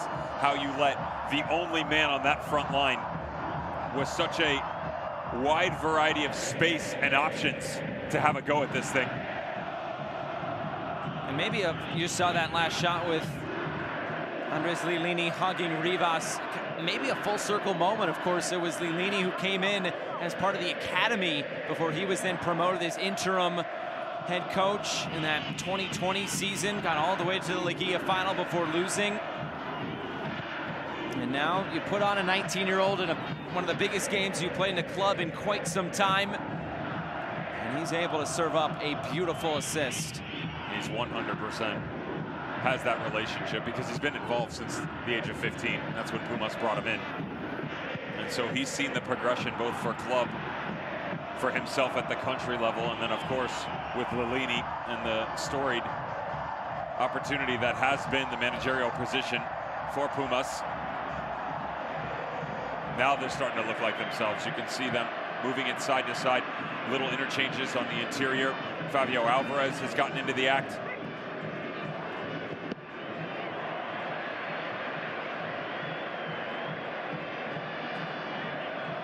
If this scoreline holds up, it'll be the first time an MLS side has lost the road leg of a final to a Mexican team in this competition.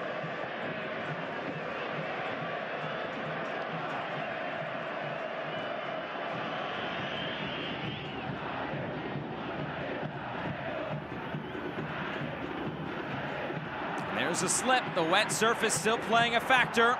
Option out to the right. And Nico Lodero couldn't find the oncoming Christian Roldan.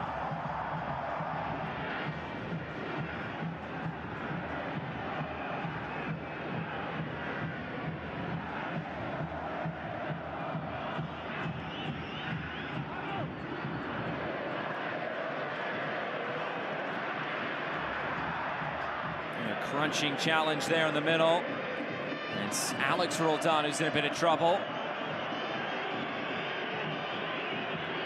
Neymar will put it out of play, and Alex Roldan really writhing in pain. You can hear it. The follow through. The dragging foot of Velarde. And the step up front there, just connecting with Alex Roldan. Expect to see more of it with the advancement. The Mexican on the left flank. Watch Roldan very active in the first half.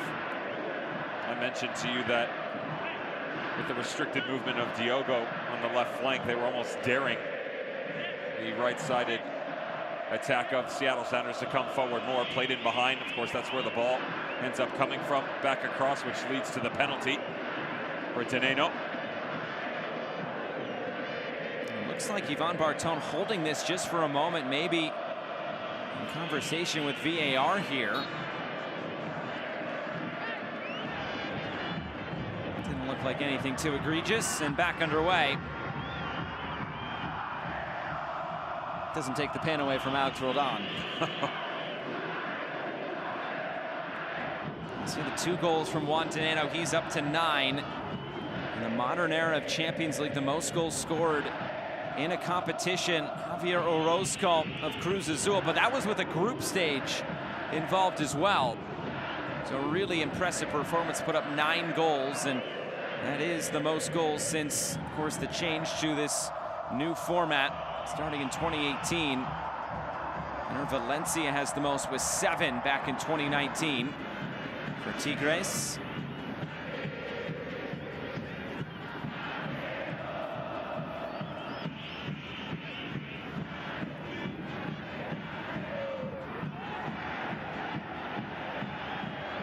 Alvarez quickly gets back to his feet. Here comes Seattle. Morris turns back.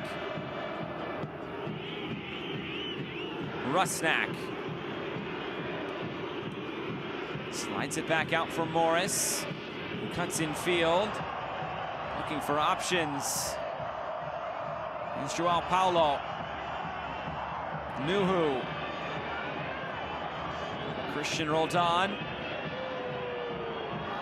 Seattle looking for that right moment to go forward. Here's the cross from Joao Paulo. Brought down. Rui Diaz trying to keep his footing.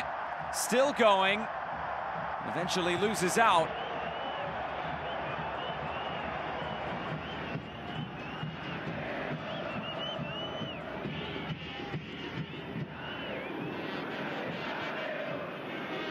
Christian Roldan. Bouncing right towards Talavera. He's trying here, Rui Diaz. Well done to bring it down. The problem is actually looked like it came off the arm. No shout from our referee. And he couldn't find his footing.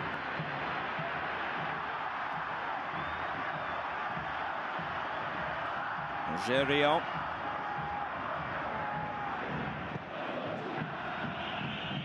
It's not often that you see both Rui Diaz and Nico Ladero almost fully removed from a match. One of them would be bad enough, which usually never happens, yet alone both at the same time. For me, it's still the 10th spot on the inside, Josh, and their inability to connect the dots here. Christian Roldan switches again with Jordan Morris. Nico Ladero, just so much chasing being done, and it's allowing Igor Meritau underneath to find the ball a bit more. That's off the arm. And just help this Pumas squad go side to side. You have the luxury now of 55 minutes being played, and you approach the half-hour mark to go. Up 2-0. Not really much more you can ask for if you're Andres Lilini. Of course, a healthy squad is there, but he does have reinforcements. The good news is defensively, they've actually remained quite sound. You know, it's the dead ball situation in the first half. A couple of half chances just before the whistle, and then the magnificent save that was Talavera on Rui Diaz. The most important components, though, for this team to have success, the midfield 3, Ladero, Rusnak, and Joao Paulo. Roldan trying to switch the play, just kept that alive. His brother Alex.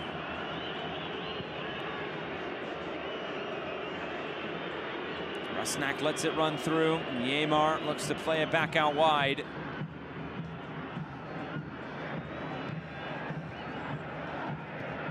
Again, another turnover there from Lodero. Seattle not able to win it back. Dineno gets it back out wide. Another chance here for Pumas. The blue jerseys converge. And this ball runs out of play. Another good opportunity there for Diogo.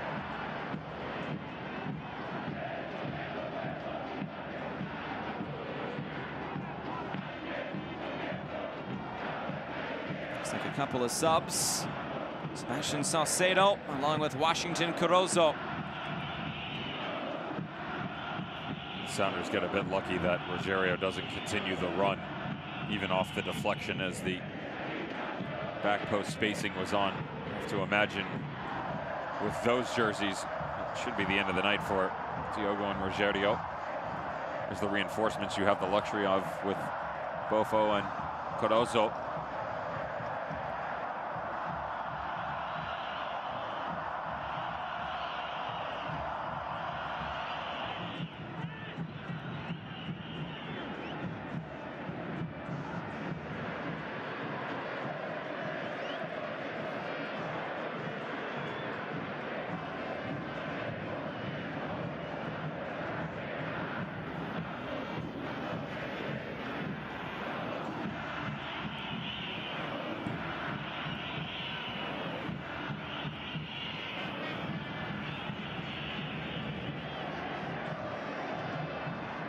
They're just allowing that second link-up ball to come through. Neither Rusnak or João Paulo are going with, and easy to holding midfielder to pick it up.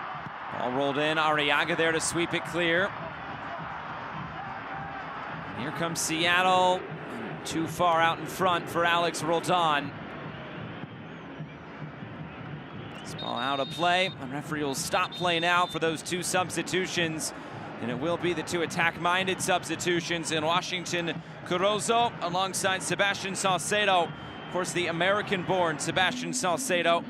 Some time in MLS with Real Salt Lake. He actually has a goal against the Sounders coming in May of 2018. Does he have another one here to make it a 3-0 advantage for Pumas?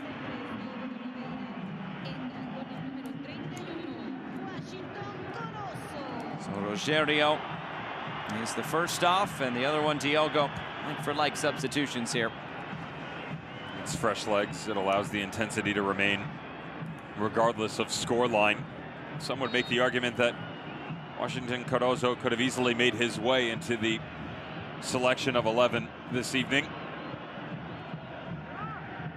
Bofo has definitely been out of favor as of late for Andres Lalini. An opportunity, even up 2-0, to go showcase yourself. Just go back to the point prior to the substitutions, Josh. It's very easy to understand what the looks are going to be in preparation for a match such as this. You're going to see the video. The scouting report will tell you Igor Militao will come down underneath. What's happening more and more as the match is going on, which is why you're seeing things stretch a little bit, at least within the midfield for Pumas. Lionel Lopez coming much deeper, and almost so that a secondary pivot exists right next to Militao at times. What's not happening is, as Ladero picks up one of them, there's not a second midfielder from the Seattle Sounders coming back through. So not only is the runner there, he then starts to step in, there's a delayed reaction, and then space opens up from behind. So it's easy for any one of the front three to step into it. That's communication is what it comes down to. You also have to start taking chances now.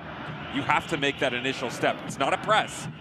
It's just pressure being implied so that they're not allowed to dictate the rate of play here.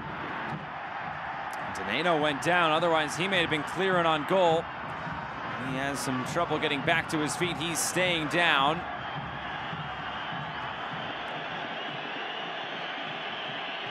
Seattle playing on. You can hear the jeers and the whistles from the crowd.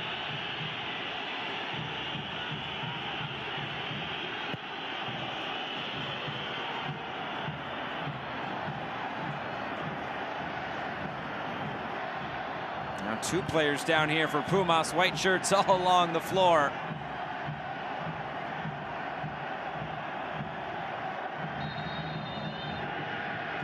Oh, that one you can see. That's Galindo and Freire combining with the ball back across just to be the ankle area. How long do you wait if you're Brian Schmetzer? The MO has been, especially within this tournament, allowing his team to figure things out, going later and later into matches, sometimes not making a single change until after the 80th minute mark.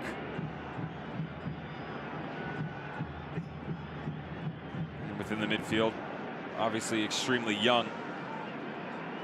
And the likes of Obed Vargas. You've got quality up top, and Freddie Montero and Will Bruin that can help you off the bench. But even that being said, as lackluster as it has been at times for the attacking unit of the Seattle Sounders, you're also hesitant because you know the quality's there. Even though it's been off for 70% of this game, you don't want to be that quick to pull the trigger on a substitution. This is interesting for Pumas now. If Dineno not able to continue, it would be the last substitution window needed to be used by Andres Lilini. Of course, Freddie Montero, as you mentioned, waiting in the wings potentially for Seattle. The top scorer in this competition's history for the Seattle Sounders. 9 goals, and 3 of them have come in this year's competition.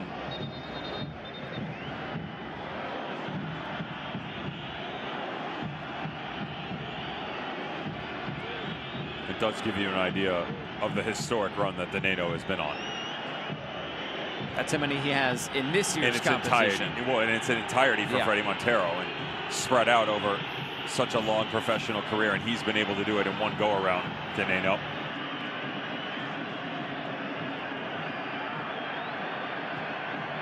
And now he's able to come back on for Pumas.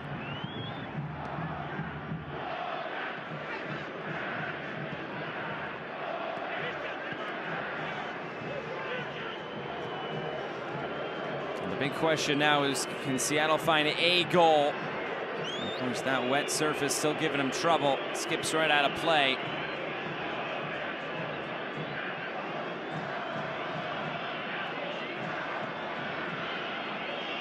And looking at this for Pumas, of course, they have a big match over the weekend upcoming against Pachuca, the top team in Liga MX at the moment. And what an opportunity it could be if they can carry some of this momentum tonight into that one over the weekend. They are in a tight race for those bottom few spots in the Liguilla.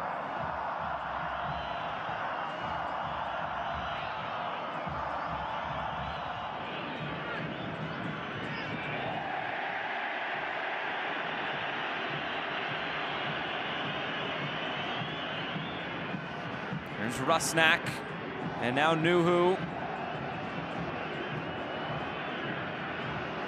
Nuhu trying to use his pace to turn the corner, and it's he who has whistled for the foul, and going head-to-head with Carozzo.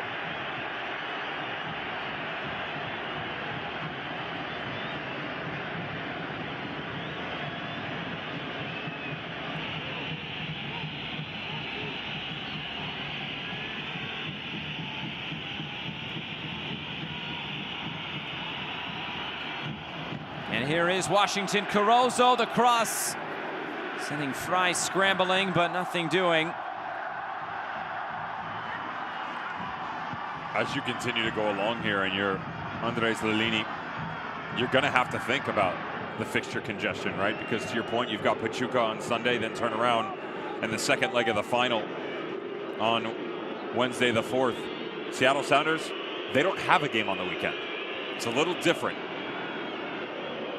4 days time, play another match, then 2 days rest just after, where the luxury will be given to the visitors, although travel is included getting back home, to have almost a full week's rest. Very different.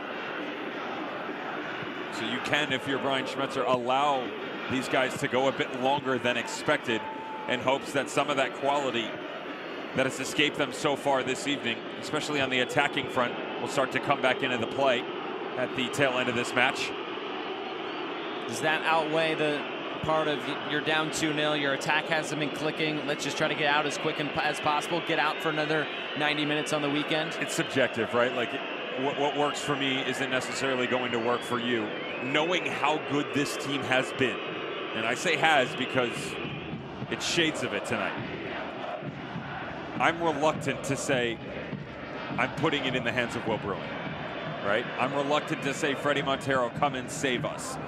Montero is probably still my first guess coming off of the bench compared to Will Bruin.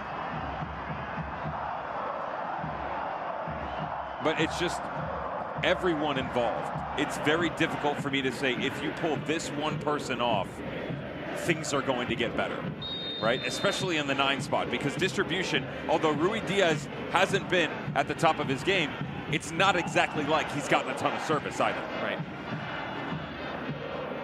Rui Diaz has shown that he can float in and out of games, so when he floats into games, he can really punish the opposition. And the Sounders hoping that rears its head again tonight.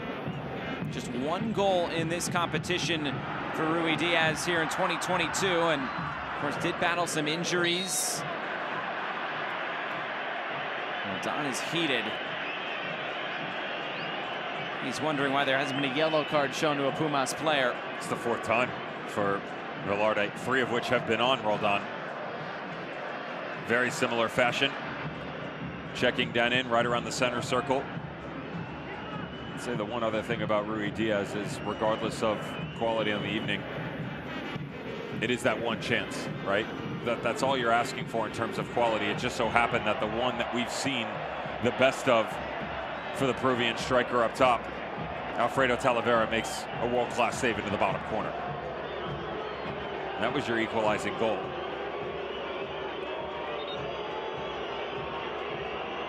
A corner kick for Nico Lodero and the Sounders.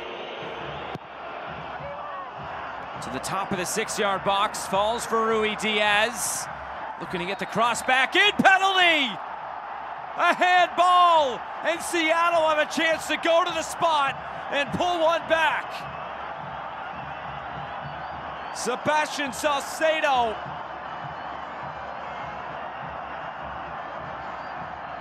Oh, it's the arm. You know, initially it looked to have come off the torso, but the right arm extended well above where the ball's being played back across. Beautiful reaction by Rui Diaz. Watch how quickly he gets this ball down and then challenges the left side of Bofo. Slow to get to it, had to understand that the change was always going to come back quick to the byline.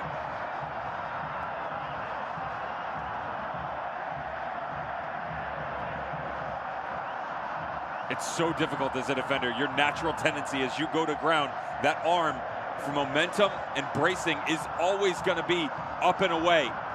It's hard to reteach yourself as the laws of the game have changed to bring them back behind you and lock up, almost intertwine, so as not to affect the run of play. Instead, arm away, impedes, and easy for the referee to make this decision. So now who will it be to step to the spot? Freddie Montero, who scored 2 penalties in this competition. He, of course, is on the bench. Nico Lodero scored one over the weekend against the San Jose Earthquakes in league play, and that's who it will be to step to the spot. Already 1 penalty for him this season. It did come over the weekend. He'll have another chance here. A massive decision here for the referee if they uphold this. And then a massive moment for Seattle. Penalties have already played a big part in this game, and the referee will go to the monitor. And you know what that usually means.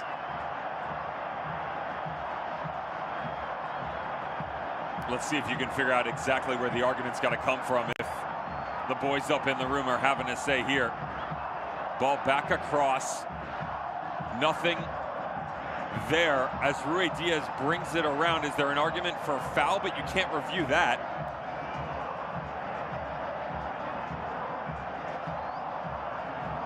It's a foul, I guess. Usually that's in the lead up to a goal, not necessarily a handball decision.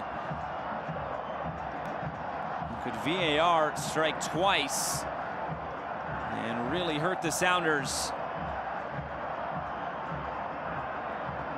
Behind the play as well, there's a secondary effort by Arriaga. The shove here is 1, but it's not much. I mean, there's definitely an overindulgence by Igor Maritau to come to ground. Here's Yvan Barton. Penalty. And the penalty is upheld. Not enough to overrule it. And we go back to that phrase, those 3 words, clear and obvious. Obviously not enough in that. And Don and Saucedo talking it over. 2 Californians there. And now can Seattle get this one to 2-1? A crucial moment for the Sounders in this final. Can they find a goal on the road? It has not been going their way tonight. But can Alfredo Talavera come up with a massive moment for Pumas? And the gamesmanship now between the kick taker and the goalkeeper. And Yvan Barton says no more. It's Lodeiro and Talavera. Lodeiro scores! Just enough pace and power behind it. Seattle pulls one back, and that could be a massive goal in this final.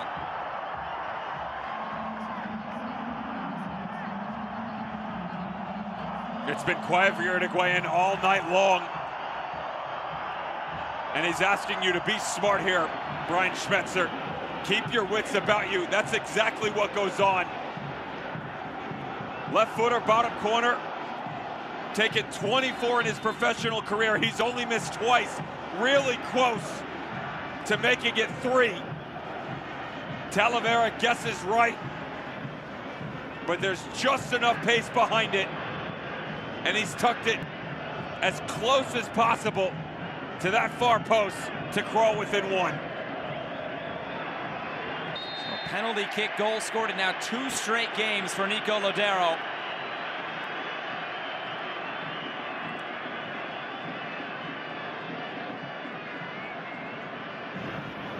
If this game ends 2-1, as you see the foul, it's a whole heck of a lot better than 2-0. You have a little bit of confidence, a little bit of pep in your step, but of course there's still plenty of time left in this game for either team to go and find a goal. And we were talking about it at 2-0. That next goal was going to be so crucial, and Seattle gets it. Maybe a little bit of life now for the Sounders. Pumas not done yet. Turn the corner, this cross too much on it, and bouncing out of play. Andres Lalini has recognized an advantage for them on that left flank as well. They've switched Cardozo and Saucedo. The speed of Washington Cardozo matched up against the tired legs of Alex Roldan will help them continue to at least showcase themselves on the opposite end of the field here and there. Dineno started to go quiet, although you could make the argument that his job has been done with the 2 goals to add to the resume this evening within the tournament, 9 overall. The good news is you finally get Nico Lodeiro to perk up into it. Get one other. We've seen some of Jordan Morris. We've seen a tiny touch of Christian Roldan, certainly of Rui Diaz. Now that Lodeiro has thrown his name in, all you're asking, and it is a tall ask at this point in time, is Rustek or João Paulo to help out. Shot from distance, nothing to test. Stefan Frei, Dineno sitting on a hat trick, maybe a heat check. I'm surprised Schmetzer has not gone to his bench yet. Not now. You can't do it now. I mean, there's a 3-minute flurry of at least quality play. Defensively, even though they've given up goals on either side, it has gotten better as the game has gone on. Did you stretch yourself too thin, though, right? Like, it was too much given to Pumas early on. It was almost as if they were rattled as to what was being thrown at them, and they shouldn't have been, because I said to you going into halftime, outside of Diogo sitting a bit further restricted on the left-hand flank, it's pretty much everything we've seen the entire tournament. Dineno's going to stay high up top. He will find a way, no matter what, to sit in between both center backs. That's how both goals come. Even though one comes off a penalty, that's where the foul is. That's exactly how it occurs. Second one's the magical ball whipped in. there is a big change within the midfield in the sense that Lionel Lopez had come deeper. They were slow to react there.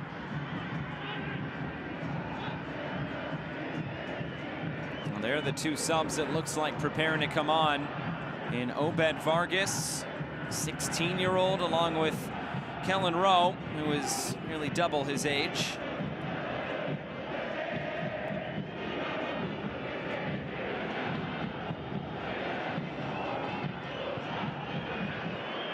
Minutes to go in this first leg, but we expect another big number for stoppage time. We got 6 minutes in that first half. Here's Morris.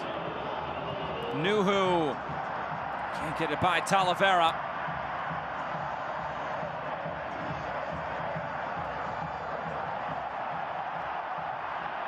Cardozo, right at Yamar. Able to get by him, and not able to get by Joao Paulo. It's a corner kick for Pumas.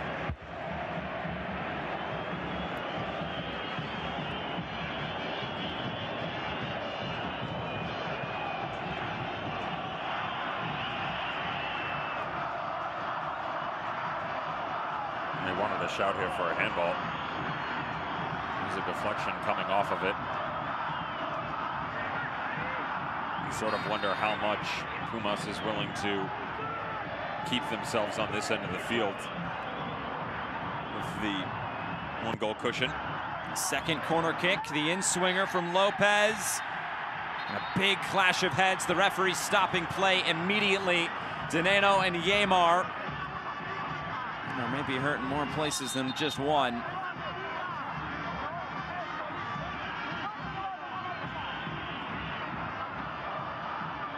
Looks like a card will be shown here to Christian Roldan. After all the challenges he's taken, a bit ironic that he is the second sounder into the book. This is a foul. The only argument you could have is that Dineno pulls out of it on the end, but he still carries the momentum directly into Yamar. Good on the referee to immediately respond that both players had picked up the head collision.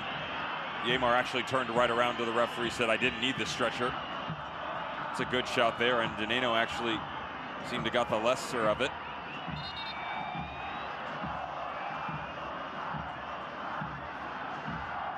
Don't tell him that though, right?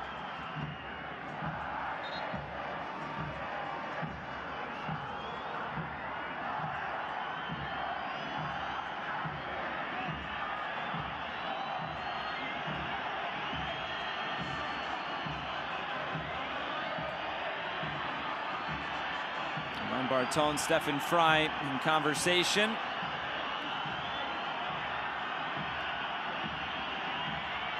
Christian Roldan now into the book alongside Yamar for Seattle.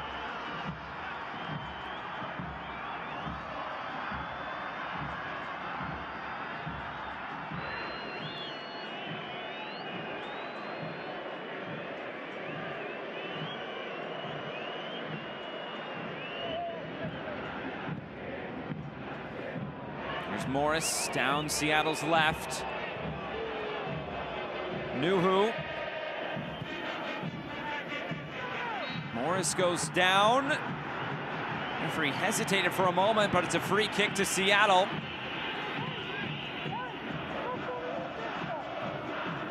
The decisions in these buildups have to come faster, even off the whistle of the referee, which gives the foul for Jordan Morris. Only reason you're getting it because the arrival on the ball is actually quite synonymous with the contact is because the body comes from the backside. That's the argument for Fabio Alvarez. They've brought Cardozo a bit deeper on the left-hand side, overloaded the midfield, pushing everything to the wings. Lodero stands over this set piece. Pumas just able to get this clear. Rusnak chases it down for the Sounders.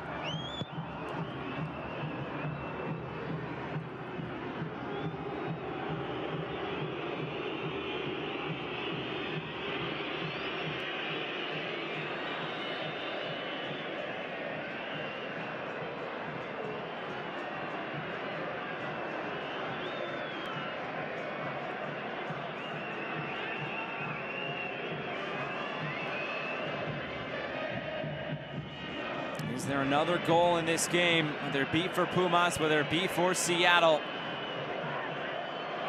Going to set the scene for the second leg next week in Seattle. Another big crowd expected at Lumen Field, just like the atmosphere here tonight in Mexico City.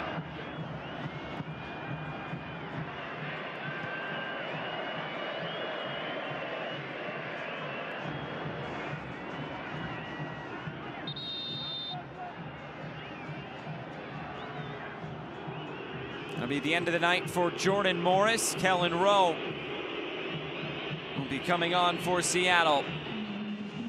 Very versatile player, has played all over the field for Brian Schmetzer in 2022. It's the first sub of the game for the Sounders.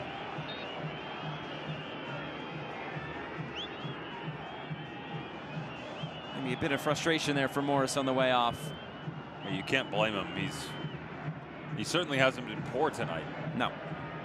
One of the attacking options moving forward for the Seattle Sounders that has constantly been involved in the attack. There's Rui Diaz. Sounders trying to win the second ball, just off the mark for Roldan.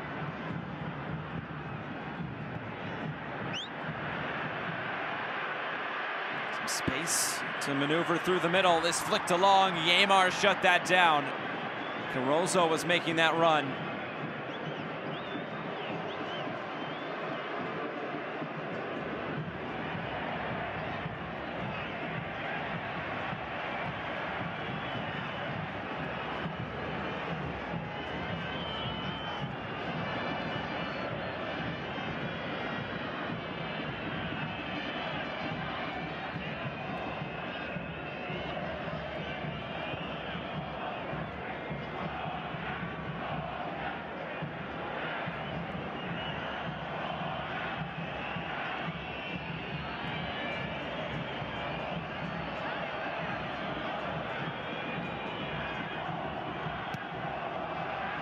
Back into the middle.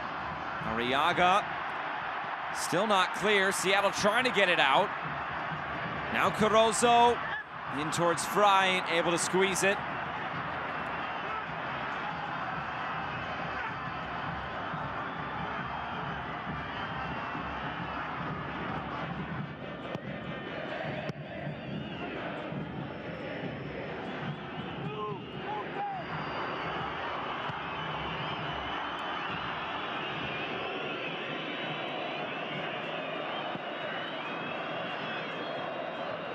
Diaz couldn't get his head on that. Sounders scrambling here at the moment just to get hold of the ball.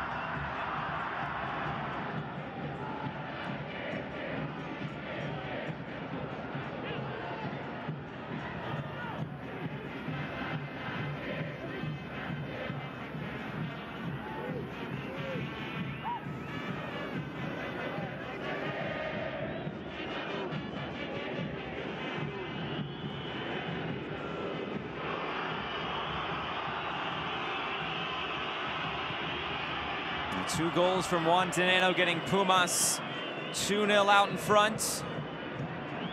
One a penalty, one through the passage of play, and Seattle through Nico Lodero able to pull one back.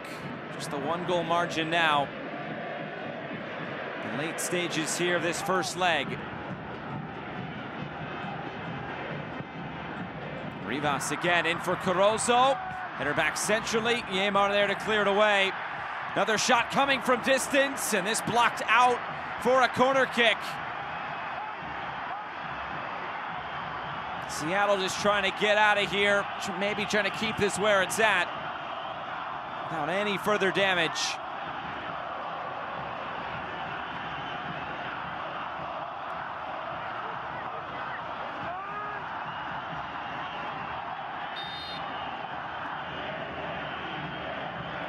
Another in-swinger coming here for Pumas. Yamar up to head it clear. Rivas gets it back out to that left side. Another in-swinger. Seattle able to deal with it initially. Now they get it out clear. 6 minutes of stoppage time added on. Same number as we saw in the first half. Be real careful you don't concede a second one here, because this is where the substitution of Cardozo especially have served Andres Lalini well. I feel good about the amount of space they've been given on that left-hand side, but everybody very nervous on the back line right now for Seattle, sitting back, just allowing these attacks to come. No one willing to step in and get stuck in. Rowe tried to, a little bit too much, says the referee, and a free kick here for Pumas.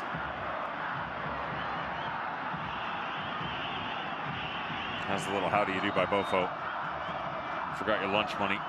Nice little Meg. Kellen Rowe gets caught flat-footed here. He knows it too.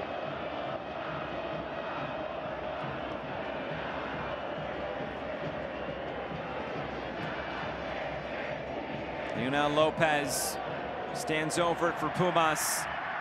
They've been deadly on aerial balls tonight. Of course, Danilo scoring the goal. This one hooked in. Seattle gets it clear. Still the chance there for Pumas.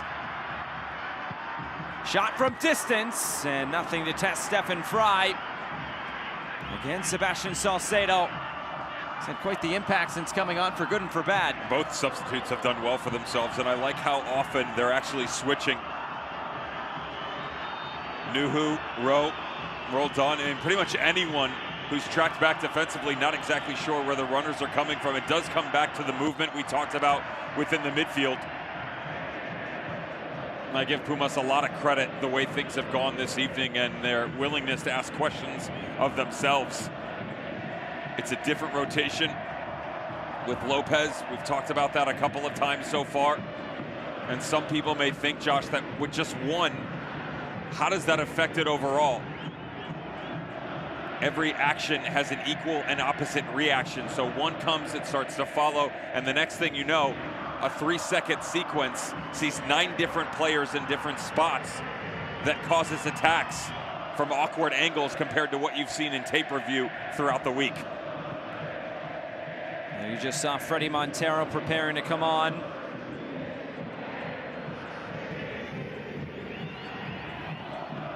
Maybe one last gasp for the Sounders. Rui Diaz in for Rowe. On the turn, Rui Diaz couldn't bring it with him. Arriaga steps up. Now Joao Paulo for Rusnak. And space to work on the right. Alex Roldan.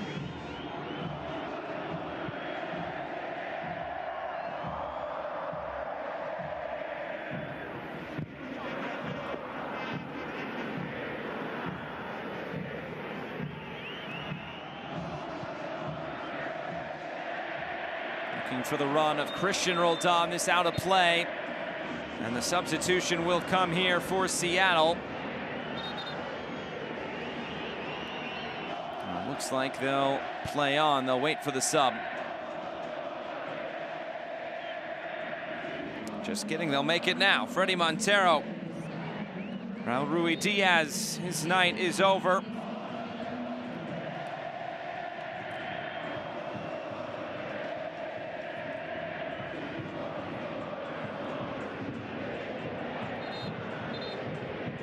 Christian Roldan down. A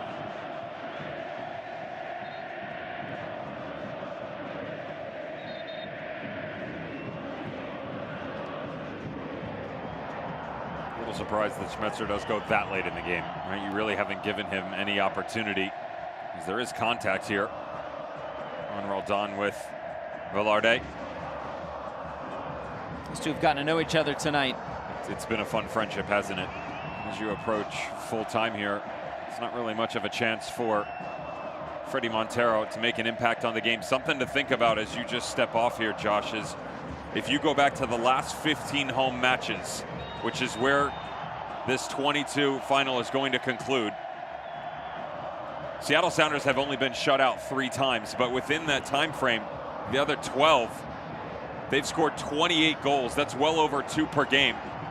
Is this enough, though, to give them a second one here tonight? I said to you there's contact. There's arms on the player. There's contact on him for sure. Watch the lean in.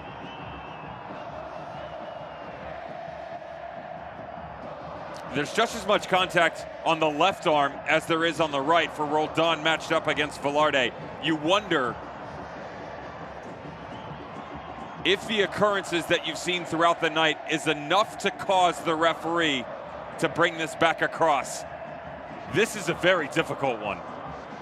Well, it kind of goes back to the first penalty given to Juan Dineno. If you don't call that on the field, VAR probably isn't giving it, and it's the same thing here. The difference I have with that one, and I'm with you, is that this touch is always going to be over the end line. He's not getting to it regardless of contact. And they're looking at this for a long time. Now the decision from Ivan Barton. What is the decision? Penalty! Seattle will go to the spot. A chance to equalize late on.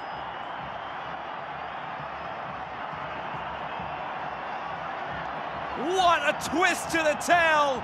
Late on for the Sounders.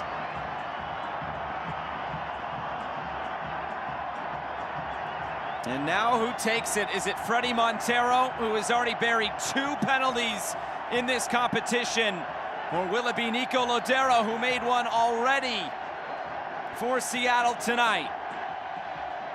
I promise you, throughout the thought process, regardless of VAR, the referee will have Velarde in his mind talking about the contact that occurred.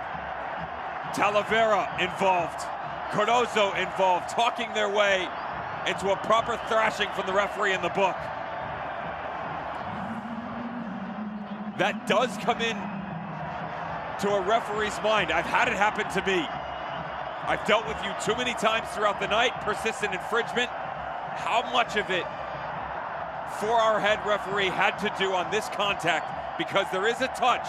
The ball is away from Roldan. It is going over the line. But the decision rests, as do the hopes of the Seattle Sounders, 12 yards out, with what has to be the last strike of the game. Well, so many things can come away from this kick. A save, and it gives Pumas a ton of momentum going into next week. But of course, a goal for Seattle, and it'd be 2-2 going into the second leg. It's Nico Lodero again for Seattle.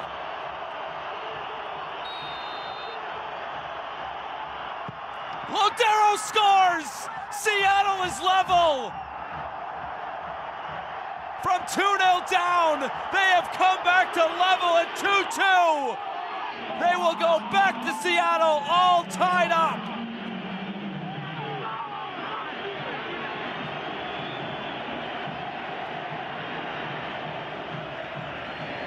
Pressure was the word we threw around all night long. Who was going to be able to handle it the best? And for a player that has so much responsibility put on his shoulders, absent-minded at times, can't ask for much more. Twice been put in the most precarious of situations with the pressure in his back up against the wall. Twice he has answered. 20 minutes apart, 77th, 97th. Nico Lodero gives love, life, and hope to this Sounders squad as they head to the second leg of the final a week from now. The referee says there's still time to play, so Pumas will play on. Sliding challenge, corner kick, well past the minimum of 6.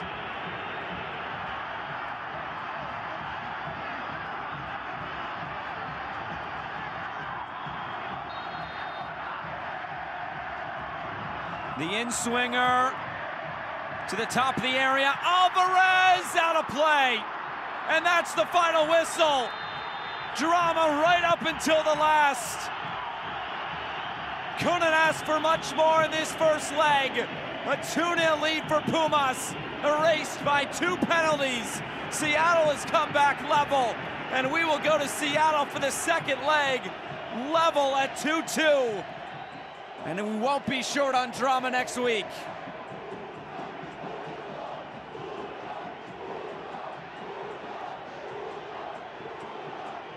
Be real careful here if you're either one of the players. Tempers flying, emotions boiling over, to not pick up anything that can roll over into the final. Nico Lodeiro having words. Kellen Rowe had come over to create separation. The coaching staffs have gotten involved. Plenty still to play for. Don't spoil your chances. Hats off to the Sounders for battling back here. By no means were they the better of the team all night long, but definitely the better of chances as words exchanged between the goal scorer Lodeiro and Lalini to give them the second goal of the night, the equalizer, and the chance at a title. As we look back at these 90 minutes, plenty to dissect, and this was a game that, to be fair, started up a little bit slow. Both teams maybe a bit unsure of themselves. Their first time ever in a Champions League final. But it would be the first big moment of the game as this, a penalty, and Juan Dineno would go to the spot. I said to you before, first of all, it's the ball back across by Diogo. It's the tiny touch that comes from Dineno. Because it's out in front of him, there's only one spot that the next step is going to come from, and it's headed towards goal. Either Arriaga or Yeimar creates contact. That creates a penalty. Referee points to the spot. Great save by Fry, but he's off the line early, and we'll run it again. So the referee says it's a redo. Dineno, he wasn't going to miss a second time. Goes to the right, slots it home, and at that point, his 8th goal in Champions League this year. There would be some chances right at the end of this first half for Seattle. Rui Diaz unselfish here, but Joao Paulo can't hit the target. Outside of the set-piece opportunity, Josh, this is the best that we saw. Build-up, quality, and then the chance, of course, that led to Joao Paulo up over the top in the entire opening 45 minutes. Fast forward 10 minutes, 3 minutes into the start of the second half. A lot of questions as to what would be for Jesus Rivas, answered immediately. Pushes the line higher, sticks this thing right at the penalty mark. The sword was shown from the spot just before halftime. Dineno makes him pay at the start of the second. And then just moments later, maybe the best chance of the night through that point for Rui Diaz, denied by a sprawling Talavera.